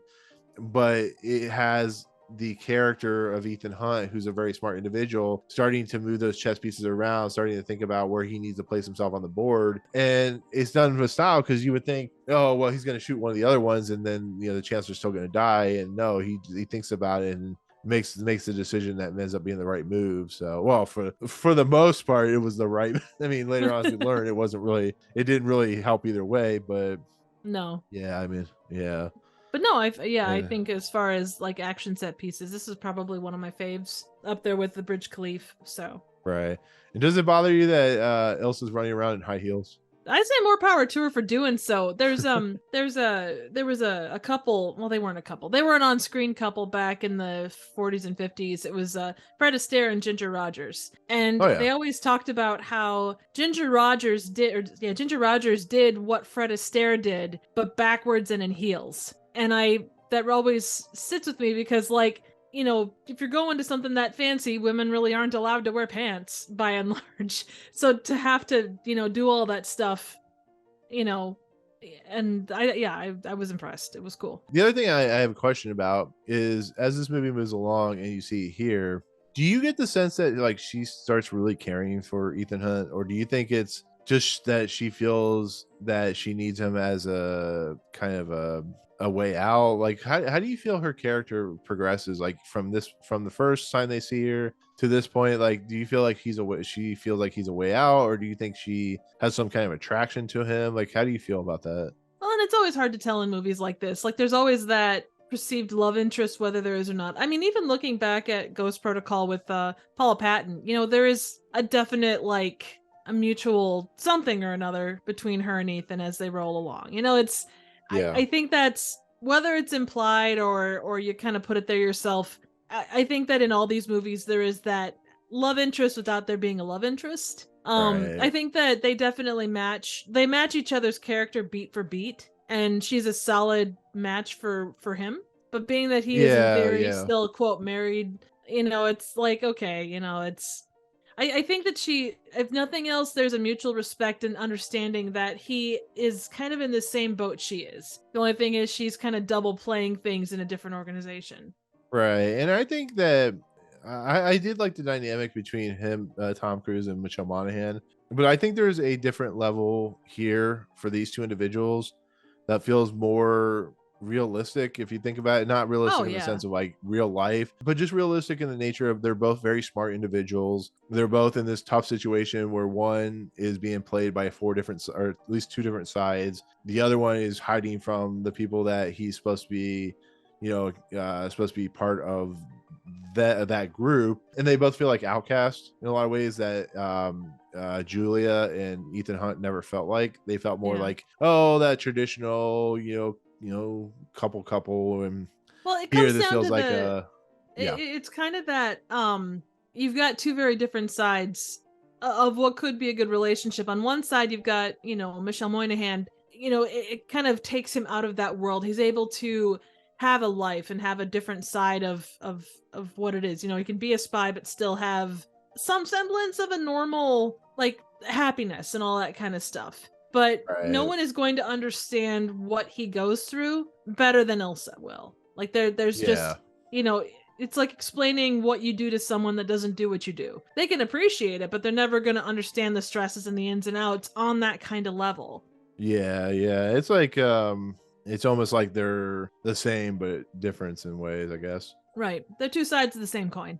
Yeah, exactly. And I love the fact that, you know, he wants information from her. He starts removing objects from her that she could use against him, including the lipstick, which I thought was a clever little bit where she's like, oh, that's a very hard lipstick to find, which I thought was really funny because it, you know, it's a sign or a tell to Ethan Hunt that this lipstick is important to him without giving him the information that it's a thumb drive. It's a secret Wink, wink, nudge, code. nudge. Yeah.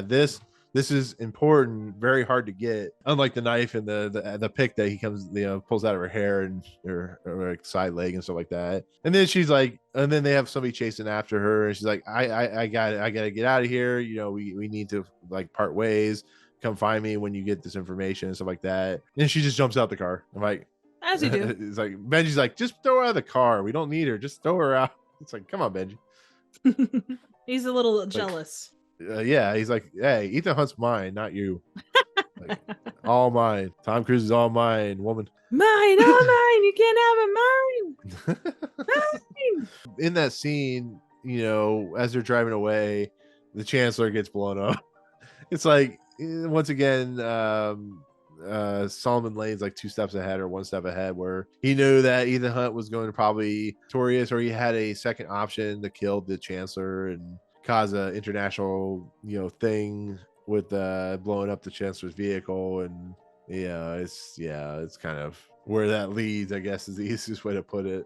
Yeah, well, they had to have something to kind of move that side of the plot along, so yeah. But I mean, basically Hunley sends Brant, and then Brant actually gets Luther Stickle into the group finally to basically go after Ethan Hunt, to bring him in, shoot to kill, doesn't matter, ask questions later if you have to, type of thing. And Solomon Lane says she's lucky that he trusts her and all is forgiven, or whatever, anything's forgiven. Anyways, she does that like really cool spin kick with the guy, and Solomon Lane ends up killing the other guy instead of her, and gives her another chance and stuff like that. And Solomon, you basically can kind of figure out, if you watch the movie or kind of pay attention, that Solomon Lane knows that he needs to keep her alive so that she can use Ethan Hunt to get the information they need from whatever this location in Casablanca is. It's pretty obvious what he's doing, kind of. I don't know if you agree or not. Yeah, I mean, it's pretty straightforward, I think. It leads to Casablanca. It leads to this really nice house that she apparently either owns or Solomon Lane owns. I don't know how she has this house. She's renting it. She comes out in a bikini, very, very hot bikini, wet, in the pool. Really? Because of the pool? Damn, that's insightful. Right? Anyway, she comes out of the pool in a bikini, and she basically explains that they need to recover this information from this. I don't know if it's like a secret facility that in Casablanca. I can't remember exactly what it is, but it basically is a Langley like extraction, but in a different sort of way, where they explain, like, if somebody goes into this facility to retrieve the files that they need, that if they go through that machine and it's not the person they say it is, that they will be electrocuted. Which I don't know what you think. I think is a really cool concept of like these cameras following them, and it's like they show like every form of like the body, like the muscles and the bone, and they actually have like little dots. It's kind of like how they record somebody doing like motion capture. There's like tiny little dots that can control like how they look and how they walk and make it more realistic. They're looking for variations in how they walk, so that way if there's someone, because the technology of the masking and stuff is at least known to them, so they're looking for the things that are harder to mask, like the way that one walks and whatnot. So yeah, but I mean, like, it's really cool. Like, it's kind of like a step up from the stuff in Ghost Protocol, the step up from the stuff in Mission Impossible, the original movie. They even say at one point how, they're like, oh well, what about this? No, that they do this. Well, what about that? Oh, well, it's this. And what about this other thing? Oh, well, it's this, that, and the other thing. Like, so all of their traditional ways of doing stuff kind of go out the window, which is, you would expect that. In any movie that you want to keep the audience engaged, you have to up the ante on what you need to do. So you got to do something even more extreme than the last thing you did. Like I said, Burj Khalifa kind of did the ultimate extreme. So you have to find creative ways. That's what Fast and Furious does. That's what Jason Bourne does, and James Bond and stuff like that. But this is like, as we've talked about and you've mentioned, this is very Ocean's 11, which is what Mission Impossible does a lot. Where they explain what they need to do, and what they need to do is so absurd and so ridiculous and so not logically reasonably sound that in the real world, that it's absolutely going to work in the Mission Impossible world, because it's just that absurd. And it basically is Ethan Hunt, who is apparently a really good swimmer, can dive really. He can do anything. He's the was it the Swiss Army knife of like spies or Yeah, whatever. no, Because you absolutely. got they're going to paraglide or whatever they do with the suits, wingsuit down into this facility. Benji's gonna drive in a vehicle, get himself in, and they're going to co-in-sync with one another within a 3 minute period where Benji's going to go through all the contraption doors, which is really cool because he puts a little piece up to the door, allows it to scan and stuff like that.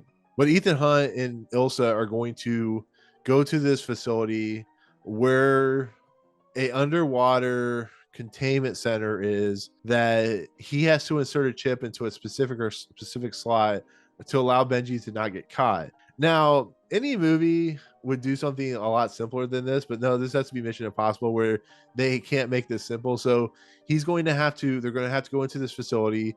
They're going to have to stop the water, or they're going to have to jump into this pit of this water facility thing. And Ethan Hunt's going to have to hold his breath, insert it while things are moving around him, and he's going to have to find a way to escape in 3 minutes. Now, I don't know about you, Triv, but that seems like, yeah, I'm done. Let the syndicate win type of scenario. Like, there's no way. Well, I'm I gonna don't think survive. either one of us would be spies to start with. I trip over my own I'm a 2 spy. What are feet, you talking so about? well, more power to you, man. I just know that I trip over my own 2 feet. One other thing too that was kind of fun that we didn't touch on, just real quick, when they're talking about what it's going to take to get into this facility, Benji Yeah. gets all excited because he can wear a mask, and that the whole mask making device is pretty freaking amazing. But like he's like, because of what happens, he can't wear a mask, and he's pretty upset about that. That's great though. That's great stuff. I'm glad you brought that up because the mask is so prevalent and so important to the series that when it doesn't work, that's the best part, because it makes not only the writers, but it makes the characters in universe have to come up with creative ways to go move around that scenario. Right. So for instance, in 4, they just have to hope to hell that what's her face and what's his face have never seen them before. And I mean, I think that's kind of great. Like Oh it's no, kind of I just like, agree. it's smart. And I like the fact that, because I feel like by the time they get to 2, it does kind of become a Deus Ex Machina as far as like the way that they use it. And then finally with 3, they kind of got their heads on straight and said, okay, this is something we can use, but we can't make it, this can't be our crutch. It can't go back to that all the time. Yeah, and like in this movie, I think the mask is only used once, and it's Technically used like twice, but yeah. Well, I mean, yeah, I guess that's true. It's screwed up one time and then it's used properly another time. Yeah, I mean, yeah, in this movie, yeah. With that said, so Benji has to go in there, and once again, you have to kind of throw out logic and reasoning a little bit, because you got to think about it. Are there really a lot of people that go through this little security system? Like, it seems like they would know everybody that goes into this room, these security guards. So you have to kind of throw a little bit of logic out the window when it comes to that. That's just kind of how these movies work, unfortunately. Oh, yeah. But and then on top of that, Ethan Hunt has to dive hundreds, like a few feet, or probably 50 60 feet into a tunnel of water, and they had to shut it down for a couple minutes, and all these things have to succinctly work. It's that countdown situation that I talked about in the Ghost Protocol, where you're on the edge of your seat wondering if it's going to work, but you're on the edge of your seat wondering if it's going to work, because Simon Pegg's character, Benji, is going forth.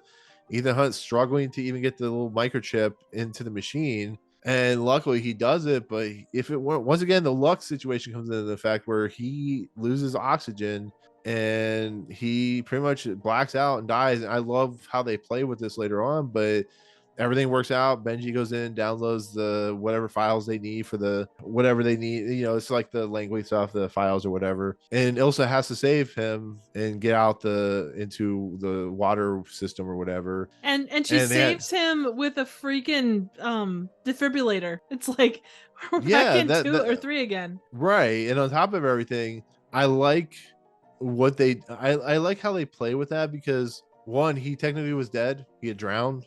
So they brought him back. He was lucky once again. He didn't even realize he had died. He's like, what? I didn't die. I liked how Benji just rips off the suit. It's just attached like with his Velcro or whatever. I love that I love these clothes are just like they turn them inside out, become another thing, or they velcro it off and stuff like that. And I love how I started laughing because Benji's that type of character where he rants. He did it in the last movie, but he's ranting here about they have the hard drive, they have the hard drive, they have the hard drive. And also just goes shocks him, and he's just he falls over, and Ethan Hunt's like, what the hell is going on? He's so confused. And this is one of the best things that happens in the movie is the car chase motorcycle sequence where she runs out because they're still trying. Ethan's still trying to recover, and the two bad guys, the two main antagonists are there, and they're like, oh, blah blah blah. She gets on a motorcycle and she does like some really cool things, and like they chase after her and stuff like that. But I like how Ethan Hunt wanders out, and he's trying to do like the over the top car, like how the Dukes of Hazzard did it. Yeah. And he just kind of falls over, and he gets up, and he's like, oh, I need the keys to drive. And he's like, and Benji goes, you were just dead a minute ago. Are you sure you want to be doing that? He's like, what are you talking about? I was like, this is fun because it's funny because it like has real stakes of like, weren't you just dead a minute ago? You should be driving. You sure we should be doing this? And yeah, he's like, sure. I think he gets in the wrong. Aren't they? Does he get like the wrong side of the car or something like that? Isn't Benji driving, or is no? I guess Ethan is driving because it's like all chaotic and stuff like that. And once again, when you do proper action sequences and when you plot them out and they feel realistic, and there is some CG in here with like the backgrounds and stuff like that. And I like that Ethan Hunt's driving. They almost hit Brant and Luther, and that's when that whole sequence of like, well, you're the one that told me to get a 4-wheel drive car, and he's like, well, it looked nice. And when they start having that back and forth, and they've been doing this. Well, the vehicle is positively massive. It's like a Land Rover. It's a Land Rover. Yeah. Or Range Rover, one of the two. But yeah, it's like it looks like a freaking tank. The thing is huge. It's like a 19-point turn. Right. I like how Brand's like, I told you we shouldn't have gotten this, but you wanted it. And it's just like, there was a scene earlier where Brant goes, how long is it going to take? Because they're searching for Ilsa to try to figure out where she's at. He's like, as soon as he says, how long is it going to take? He's like, oh, I have it done already. And he pops up, and it's just like, yeah, that's good stuff. I like that kind of stuff because it's fun. Good banter. It's good. It makes the movie have some lightness to it, I guess you could say. Oh yeah. But I mean, yeah, this is action sequence. It's like you watch Benji's reaction as they go down the stairs, and like they're trying to chase after Ilsa to get the thumb drive and all that stuff, and they end up crashing. And the motorcyclist guy, the bad guy, is walking up to him as they're upside down, and he gets ready to shoot him, and then the Land Rover comes flying in and crashes into the guy, and all of a sudden Benji goes, what happened?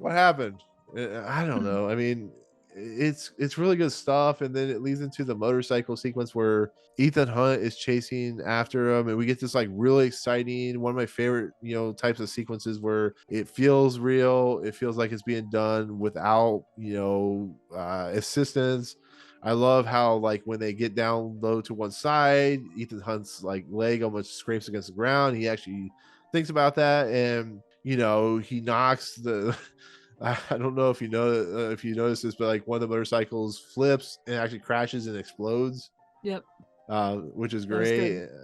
Yeah. And he gets to a point where he turns a corner, and Ilsa stops in the middle of the road, like she's standing there, and he actually crashes, and then she drives off and stuff like that.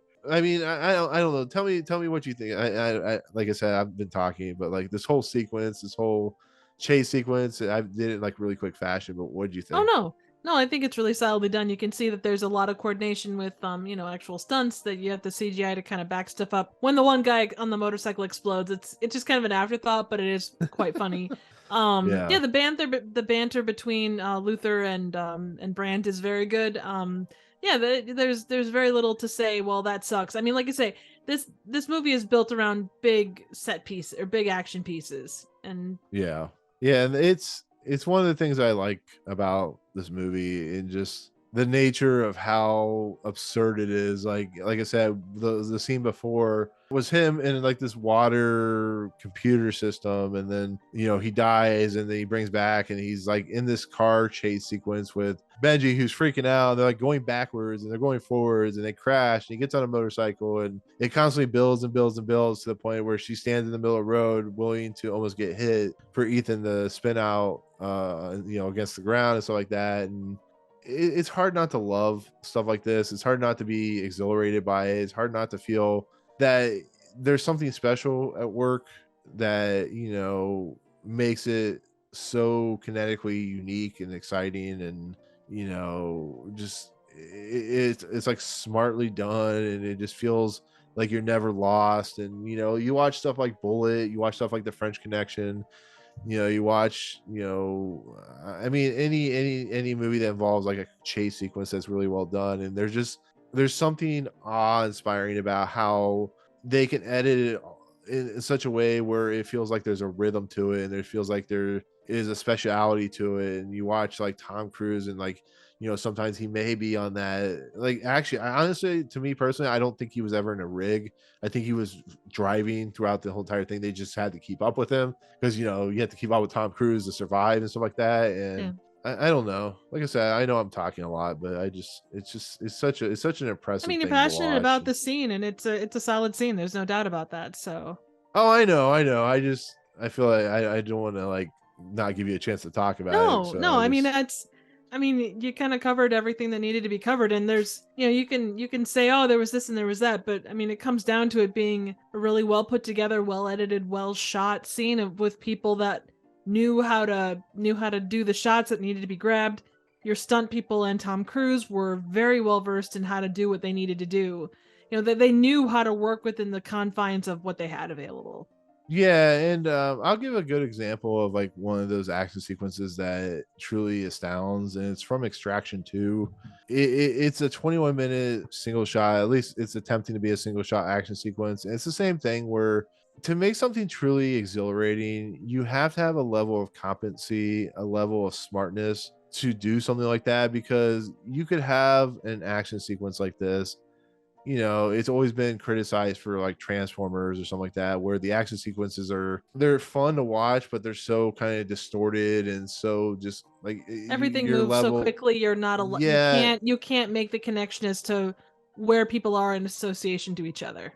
yeah. When you watch a scene like this and Mission Impossible or Extraction, like you have to like plan this stuff out. Like you have to know we're going to take a rig here, and we're going to place it in this direction, and we're going to angle it here, and we're going to move up here, and Tom, I need you to do this, and I need you to go in this angle. And there is so much planning. It's like why I appreciate people like James Cameron or Christopher Nolan or any of these directors, Spielberg to an extent, where you just watch like the movie making, you watch how everything flows together and how everything's edited, and it feels like a symphony of just like smartness. I don't know if that's the right word, but it feels like a symphony of just like everything working in synchronicity and unison that makes it why these movies work as well as they do. That's why Top Gun Maverick was such a crowd pleaser to everyone, because they made it exhilarating, but they made it so you could follow the action. And when you can do that, and when you can make it smart, and you can also make it thrilling, you have the perfection that you need to do that. And that's why a scene like this works, and a scene as ridiculous as the pool thing works, and this scene like the Burj Khalifa or the helicopter sequence in Fallout, or like the train sequence, it needs to work. It needs to be unison and like keep going back synchronicity, but it needs to have a level of almost like a ballet operatic feel to it, if that's the easiest way to put it, if that makes sense. I think you can edit as quick as you want, but if the edit doesn't make sense, then you're kind of shooting yourself in the foot. There is that balance of, it's like handheld. There are places and times when handheld camera is awesome and incredible, and it works great to convey emotions and things, but too much of that, it's like anything, too much of that, and it loses the significance. If you have an incredible action scene, but it's not cut well, it's not shot well, you don't understand the gravity of all these different pieces and how they work together, that it doesn't really accomplish what it sets out to do. It's like you could have, the biggest, baddest, shitty monster, showing up in an asylum movie, but if it doesn't do anything, there's no stakes to it, if there's no gravity or, sense of physics that it actually has weight and can actually do stuff, that it doesn't do anything. It just sits there. Yeah, and one of the most important action sequences, like the Battle of Death Star, A New Hope. What makes that scene work is there isn't a lot of there's actually, you could say, like the first scene in Revenge of the Sith, where if you focus on the scene and the stuff in the background is there. For instance, you have a lot of like ships in the background, a lot of explosions. As long as that doesn't deter from what you're seeing in front of you, and this is what the Transformers has a major problem with, as long as the action in front of you you're able to focus on that and it feels cohesive and whole, and you can still have stuff in the background that is still playing with your sense of scope and prevalence and stuff like that, that's work. So you could have everything in here where you could have, like, for instance, they have a shot that looks, I think it pans in on the motorcycles going through the cars. You have all that stuff which could make it really confusing, but as long as you have the motorcycles focused in the shot of the screen, and you're able to kind of follow it, and same when they do like the POV shot, it allows the scene to feel like a simplified, because the less makes it easier when it comes to an action scene than the more. Like, you can have the cars in the background. It's the same thing with the freeway chase sequence in the Matrix Reloaded, where there's a lot of stuff going on, but as long as you focus on the characters themselves and the set piece that they're involved with on them, it makes it for a much easier way to follow. It makes it for a much more kinetic and much more thrilling experience than, let's say, everything that's happening once we had Transformers or a DC or Marvel movie. Because, I mean, to be fair, as much as I appreciate Avengers Endgame, there's so much crap happening in that end battle sequence that it almost becomes too much. So when you simplify the action sequence and you simplify it down to its bare essentials and make it still thrilling and still have things happening, you make it more organic and more structurally sound than what happens. As much as I like Avengers Endgame, I still have just, like, it gives me a headache. So yeah, basically, after all this is said and done, Brant feels like they need to call Hunley. They need to tell him about the syndicate. Ethan disagrees. Brant eventually agrees with him. Faust goes to see her handler in the MI6, who of course is Atlee, who is kind of a jerk. He's that individual. He's like, well, we don't care how badly you want to get out. You're staying in, and whether you like it or not. It basically is that thing where you realize that she's in quite the pickle. Is the easiest way to put it. I mean, I don't know. What do you think about? Does it feel like very tropey, or how do you feel? I mean, I think that, when you got a character that's playing both sides to start with, she's kind of burning her candle at both ends, because she's already with Solomon, kind of like, kind of on thin ice there. With MI6, she's, kind of on thin ice there, and then she's trying to be, helpful to, trying to not to get Ethan killed, but that's kind of all that her goal is, because she's still got to have loyalty to these other two. So I think it is very much a pickle.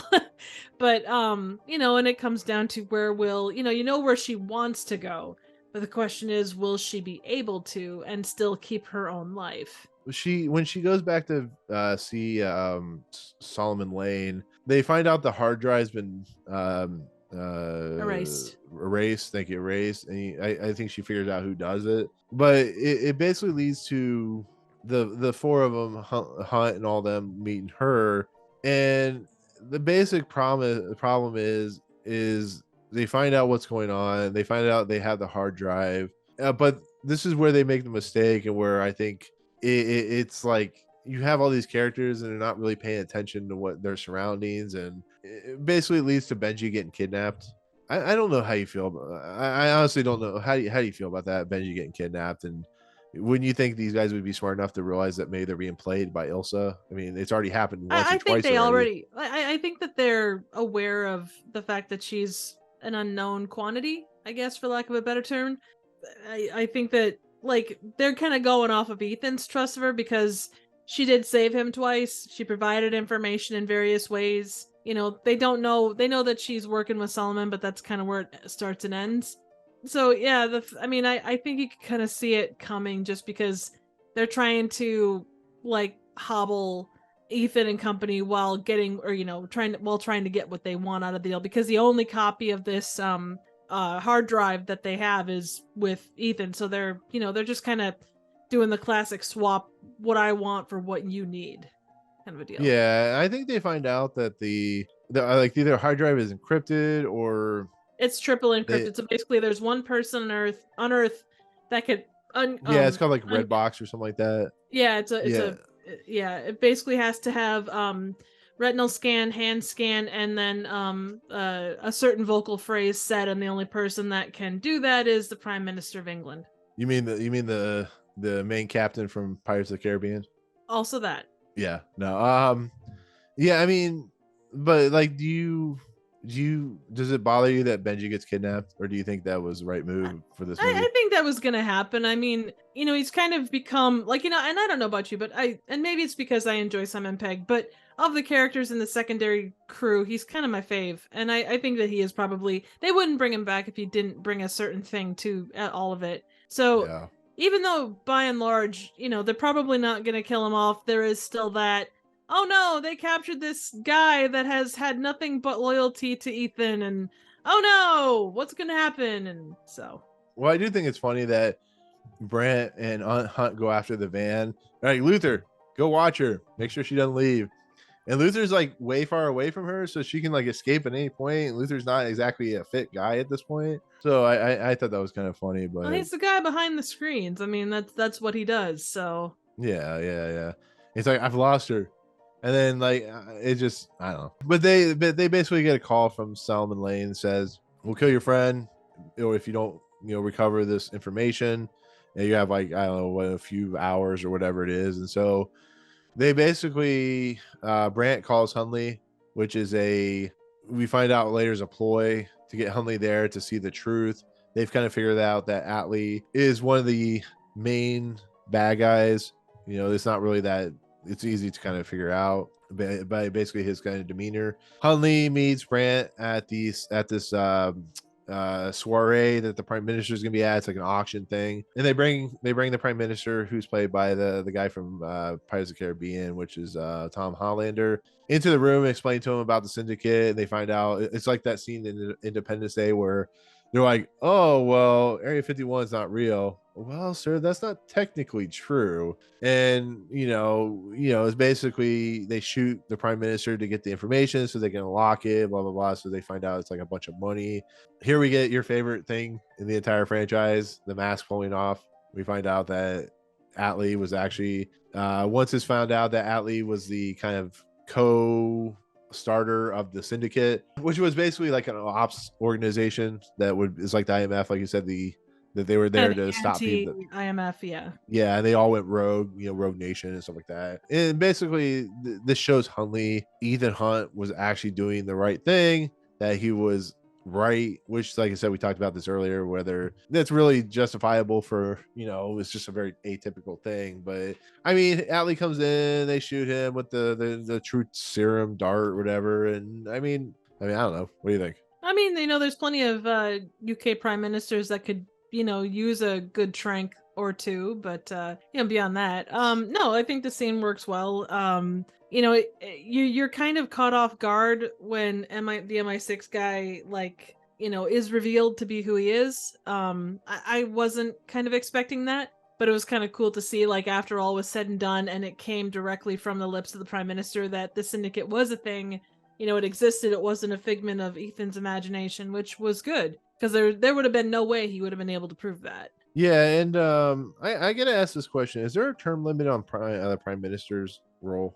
I don't think so. It depends on Dan from TYTD would be a better person to ask, being that he's from the UK. But I think as long as your party is in office, you're kind of like the head of your party if you're the prime minister, unless you do something really atrocious and then you get kicked out. But as long as your party controls the parliament, someone you or someone else will stay in power there. Right, because So the like only reason Tony I'm asking, Blair was for quite a long time, and then you had yeah, conservative or Tories for a long time, and they went through quite a few different prime ministers through that time. So right, because the only reason I asked this question is because he knows, like, this syndicate didn't happen overnight. So I'm kind of curious how long he's been prime minister, how long I the mean, syndicate's been around.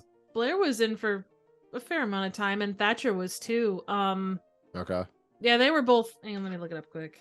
Yeah, no, that was just my only question. Like, would this prime minister have been there for? I mean, you would think this was a 10-year-old program or longer, because Solomon Lane didn't just become like a bad guy overnight. It just kind of was a thing that started when he became disenfranchised with everything, that he became like a terrorist in a lot of respects. I mean, Thatcher was from 79 to 90, and so Blair was that's right. 97 to 2007. So 10 years. That's not, Okay, I mean, it's not like, but then you have people like that lasted, 3 months because, votes of no confidence and all that kind of stuff. So, or that's not the yeah, right term, right, but right. it's like impeachment that we'd have here. So, No, I got you. I was just curious because these types of organizations that come out of like original intentions, they don't happen within, like, I mean, unless it goes really sideways, but they don't really happen in a year. There has to be something that happens within a time frame. So I was wondering how long this right. prime minister had been in Well, look at as the prime government minister. secrets though, like and not that, national treasure is national treasure, but like Yeah. there's like the quote presidential book of secrets, those things that are passed down from president to president, and you kind of gain all the answers to the things that, like Area 51 and all this other stuff. You may Yeah, I not mean, have that's, started it, yeah, but yeah. you include it or you continue it until such time as, they go rogue and do all kinds of bad shit. So Well, no, I know. I just feel like the reason I'm saying this is because it feels like Attlee and the prime minister have been together around each other for quite a long time in these roles. So that's oh that's yeah. that's I'm not. It doesn't deter from. It's just No, I understand. I'm more wondering, and maybe I'll ask Dan. Like, I mean, I guess we kind of answered the question, but I guess I could ask Dan, like, would it be possible for something like this to happen? Which is Well, I really would stupid to think imagine again, about. it's kind of like anything else. Like MI6 runs independent of the prime minister, and whoever Yeah, runs yeah. MI6 would probably be like, okay, well, now that you're prime minister, here are the things that we're working on. We need you to, approve this, or know if you want to continue these things. Those are things that I'm sure each prime minister is kind of delegated to. Okay, these are the things that are going on. Do we continue them? Yeah, yeah. Right, right. I mean, I guess that makes sense. It's one of those things I was just thinking about. It has nothing against the movie itself. It's just I'm kind of curious, like, how long has this prime minister and Attlee been in charge of like doing this thing? And of course, the prime minister didn't realize that Attlee and the syndicate had gone rogue. And yeah, I do. Unfortunately, I don't like the fact that Attlee was just like it just comes out of nowhere. To be fairly honest, that he was the main controller of the syndicate. It would make more sense if there was kind of a little bit of lead in, a little bit of kind of a seed planting through the entire movie that would start to make you suspicious of Attlee. But it just kind of comes out of nowhere a little bit to me personally. Well, And I that's think just you have to my remember though too that there's so much other stuff going on when it comes to that. Like there's so many little subplots that kind of go throughout. There's no way to cover everything. I mean, he was already kind of shifty to start with, when we kind of meet him. So I don't know. well, no, I know. Like, I felt like he was just kind of a douchebag. Like, he's like, you're stuck in this situation. We're not going to get you out. But I mean, you're right. It's only a 2 hour and 11 minute movie, so you kind of have to. I mean, if you do too much of that, you risk going back to like MI2 levels where there's so much Yeah, going on. Or sorry, MI1, where there's so much going on and things become far too complex to keep kind of, haha, this thing, I have been the evil person all along, that kind of level of right, stuff. So, right. But yeah, I mean, it's true. But basically, Hunley realizes that maybe Ethan's right. Maybe what he's trying to say, maybe there's something to it. So they leave Hunley to take care of the prime minister and Attlee. And it leads basically to probably one of the most intense sequences of the franchise, where they meet Solomon Lane, or I'm sorry, they meet at a place in the middle of, I think, where are they at, like Paris or something like that. No, they're in London. Oh, sorry, you're right, you're right. They're in London. And Benji's at a table, and he has a bomb strapped to him, and he basically has to repeat everything Solomon Lane says to him. They have like what, 4 or 5 minutes before he explodes.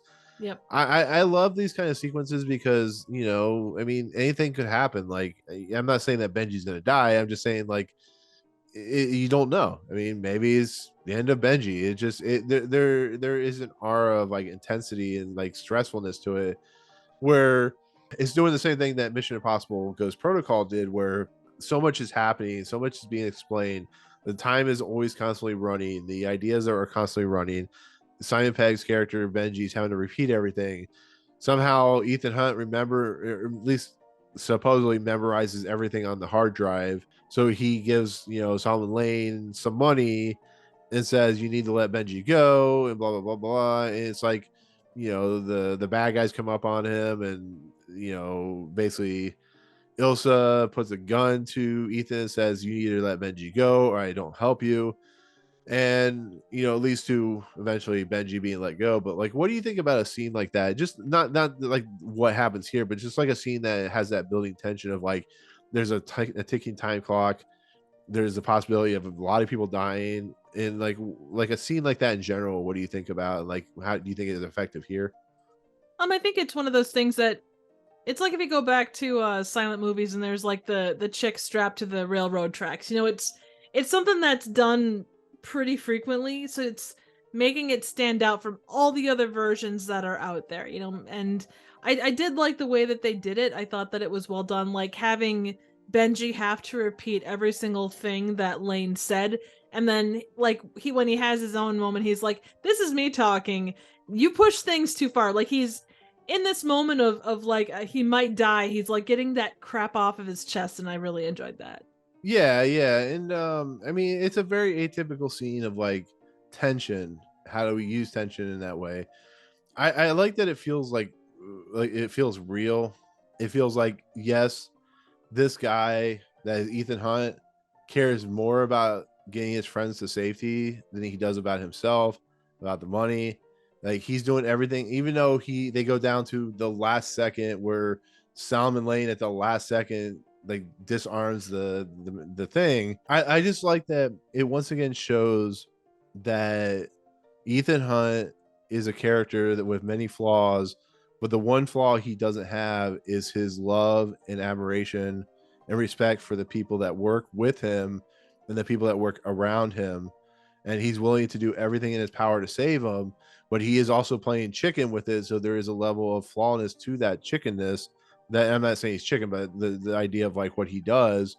Well, And he I just risks think other that, people with what yeah, he but hopes are like solid hunches. yeah, which is a flaw, which I think is nice for a character like this, because, you know, it just shows a humanistic approach to it. But I also like that he really hopes and prays that Benji will be safe, and I kind of like that. I don't know how you feel about it, but I mean, he takes Benji's life in his own hands. And if it comes yeah, out great, you know, great. If he doesn't, then he's going to have that on his conscience. yeah, it's the same thing with like Julia. Like, he's willing to sacrifice his marriage and relationship to keep her safe instead of putting her in harm's way. That now that she knows he's an agent, you know, it's just like at a point where, like, you know, he's just like, do I take the chance of her being killed, which she almost was killed? It's the same thing with Luther. You know, it's the same thing with all the characters that have been in his kind of, you know, his or orbit. Is that the right word? Orbit. Yeah, yeah. And I just love that about his character, that he's willing to keep him safe, but he's still smart enough to know that the bad guy's not going to be that stupid, because he has all he obviously had enough information to give him the $50 million on the little napkin. And that makes Solomon kind of not willing to go far as a villain. Like, he's kind of a big puss in a lot of ways. Like, Yeah. he knows he needs the money, and like he's not willing to take that chance. And he believes Ethan Hunt will sacrifice himself to, you know, save his friends, I guess. Yeah. I would agree. But yeah, I mean, with that said, it leads into the last portion of this movie where basically they have to lure, they have to lure Solomon Lane to this specific location where we don't know. Nobody, it's not really, it's one of those scenes like in Ocean's 11 where something is happening with Luther and Brandt. There's something there that we're not being told because it's supposed to be a surprise, but we know there is a, aha, got you type moment.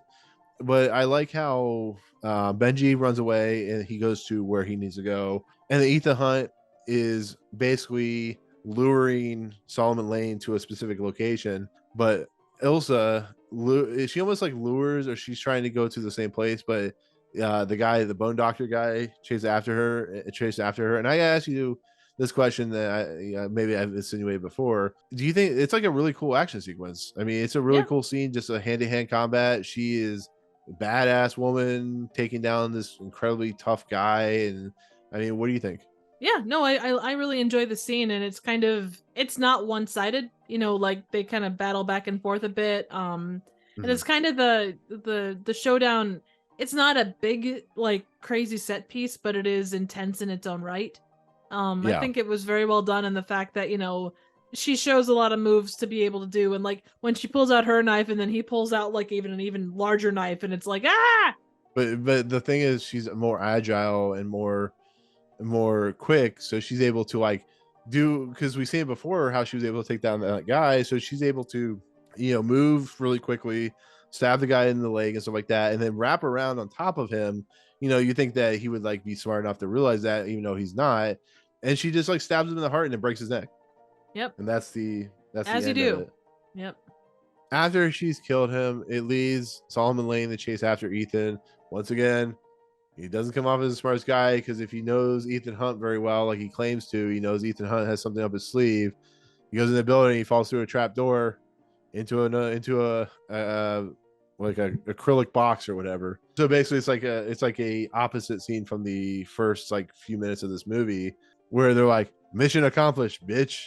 And they gas him and say, "Here, this is the IMF," and they're all standing around him and like really cool. And he tries to shoot the glass, which is bulletproof and stuff like that. And it's kind of like a little nice, bad guy is not killed, but he is trapped for jail time, and they kick over the acrylic box with him still in it into a truck. So they're ready to drop him off all wrapped up with a pretty bow to the UK or to Scotland Yard.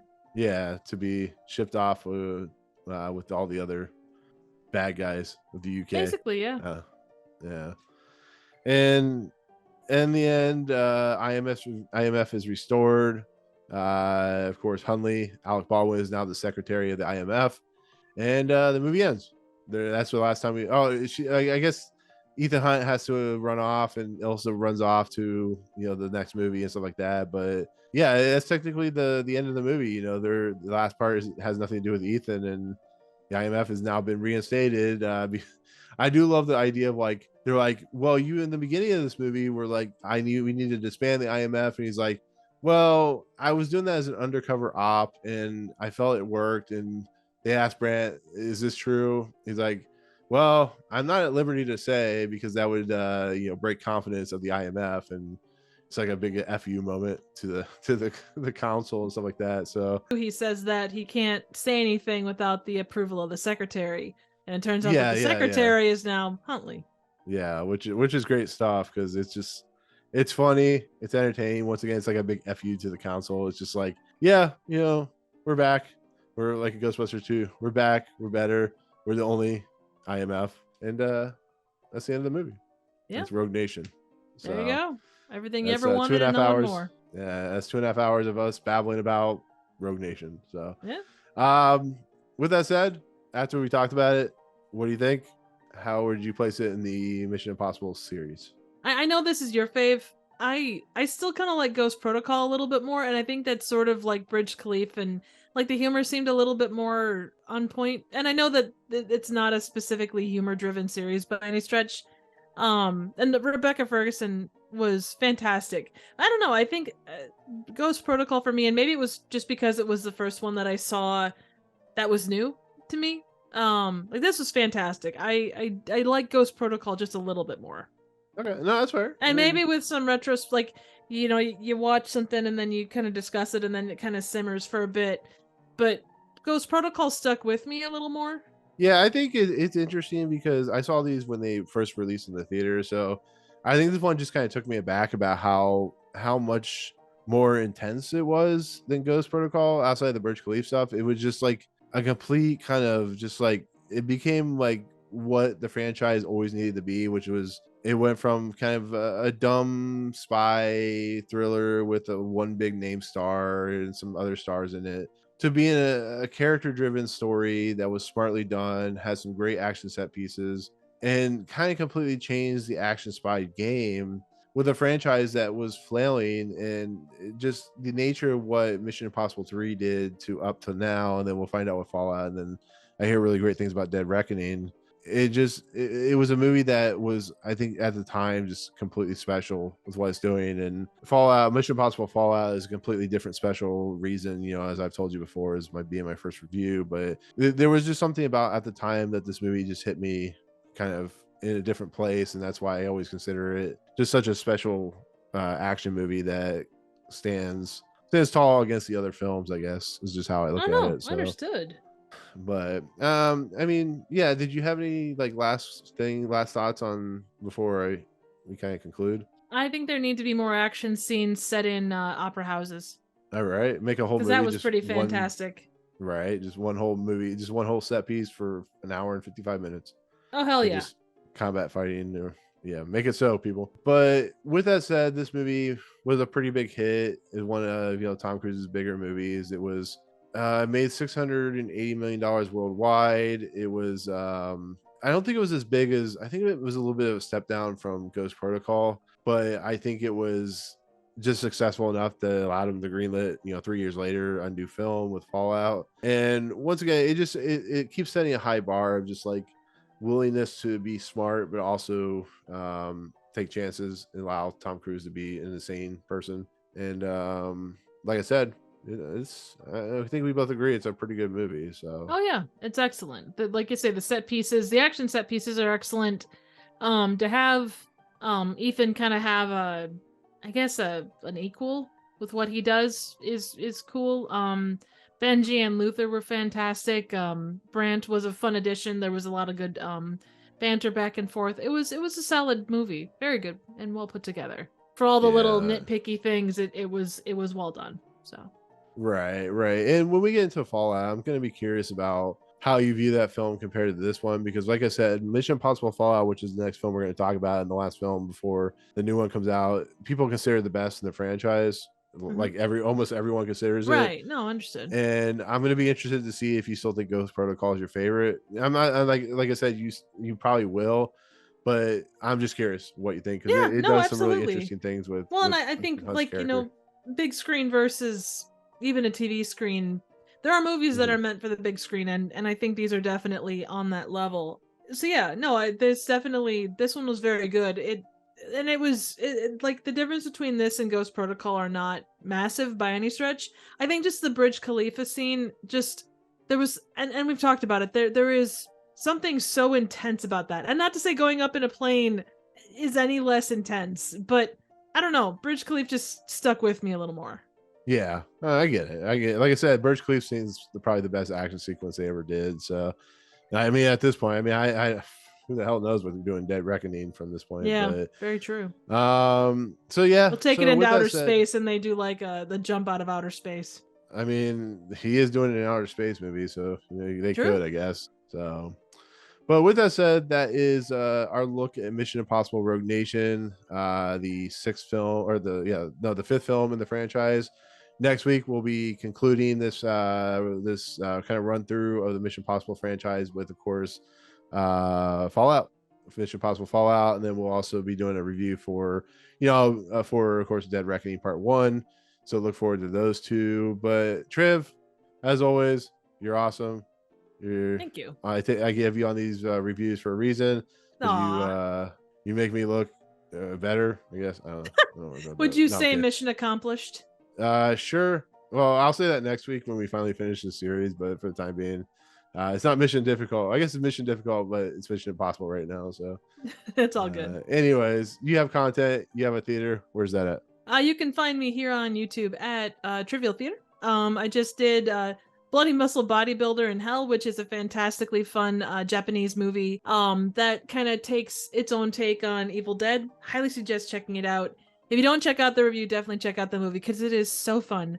Upcoming, I'm doing Meet the Feebles as well as Future War. Both of those are on the docket. So, and I'm doing Meet the Feebles with this lung cat above me. So definitely keep an eye out for those few pieces. They should be pretty awesome. Yeah, we'll get that theater, Trev. I will get that theater. I'd like to see you try. I'll try my hardest. Yeah. So with that said, I am of course at Movie Emporium. That's where these reviews are held. I just finished up, as you guys see, of my Jurassic Park, Indiana Jones run through. All 4 movies have been watched. At this point, I think I may have seen or going to see the next movie in the franchise, which comes out. So we'll have a review for that. Also reviews from other things, Jurassic Park, all that good stuff. So look forward to there. But without further ado, we'll see you next week for Mission Impossible Fallout, the 6th film in the Mission Impossible franchise. And for myself and Triv, this is Mission Accomplished for Mission Impossible Rogue Nation. Peace out, guys. Woohoo!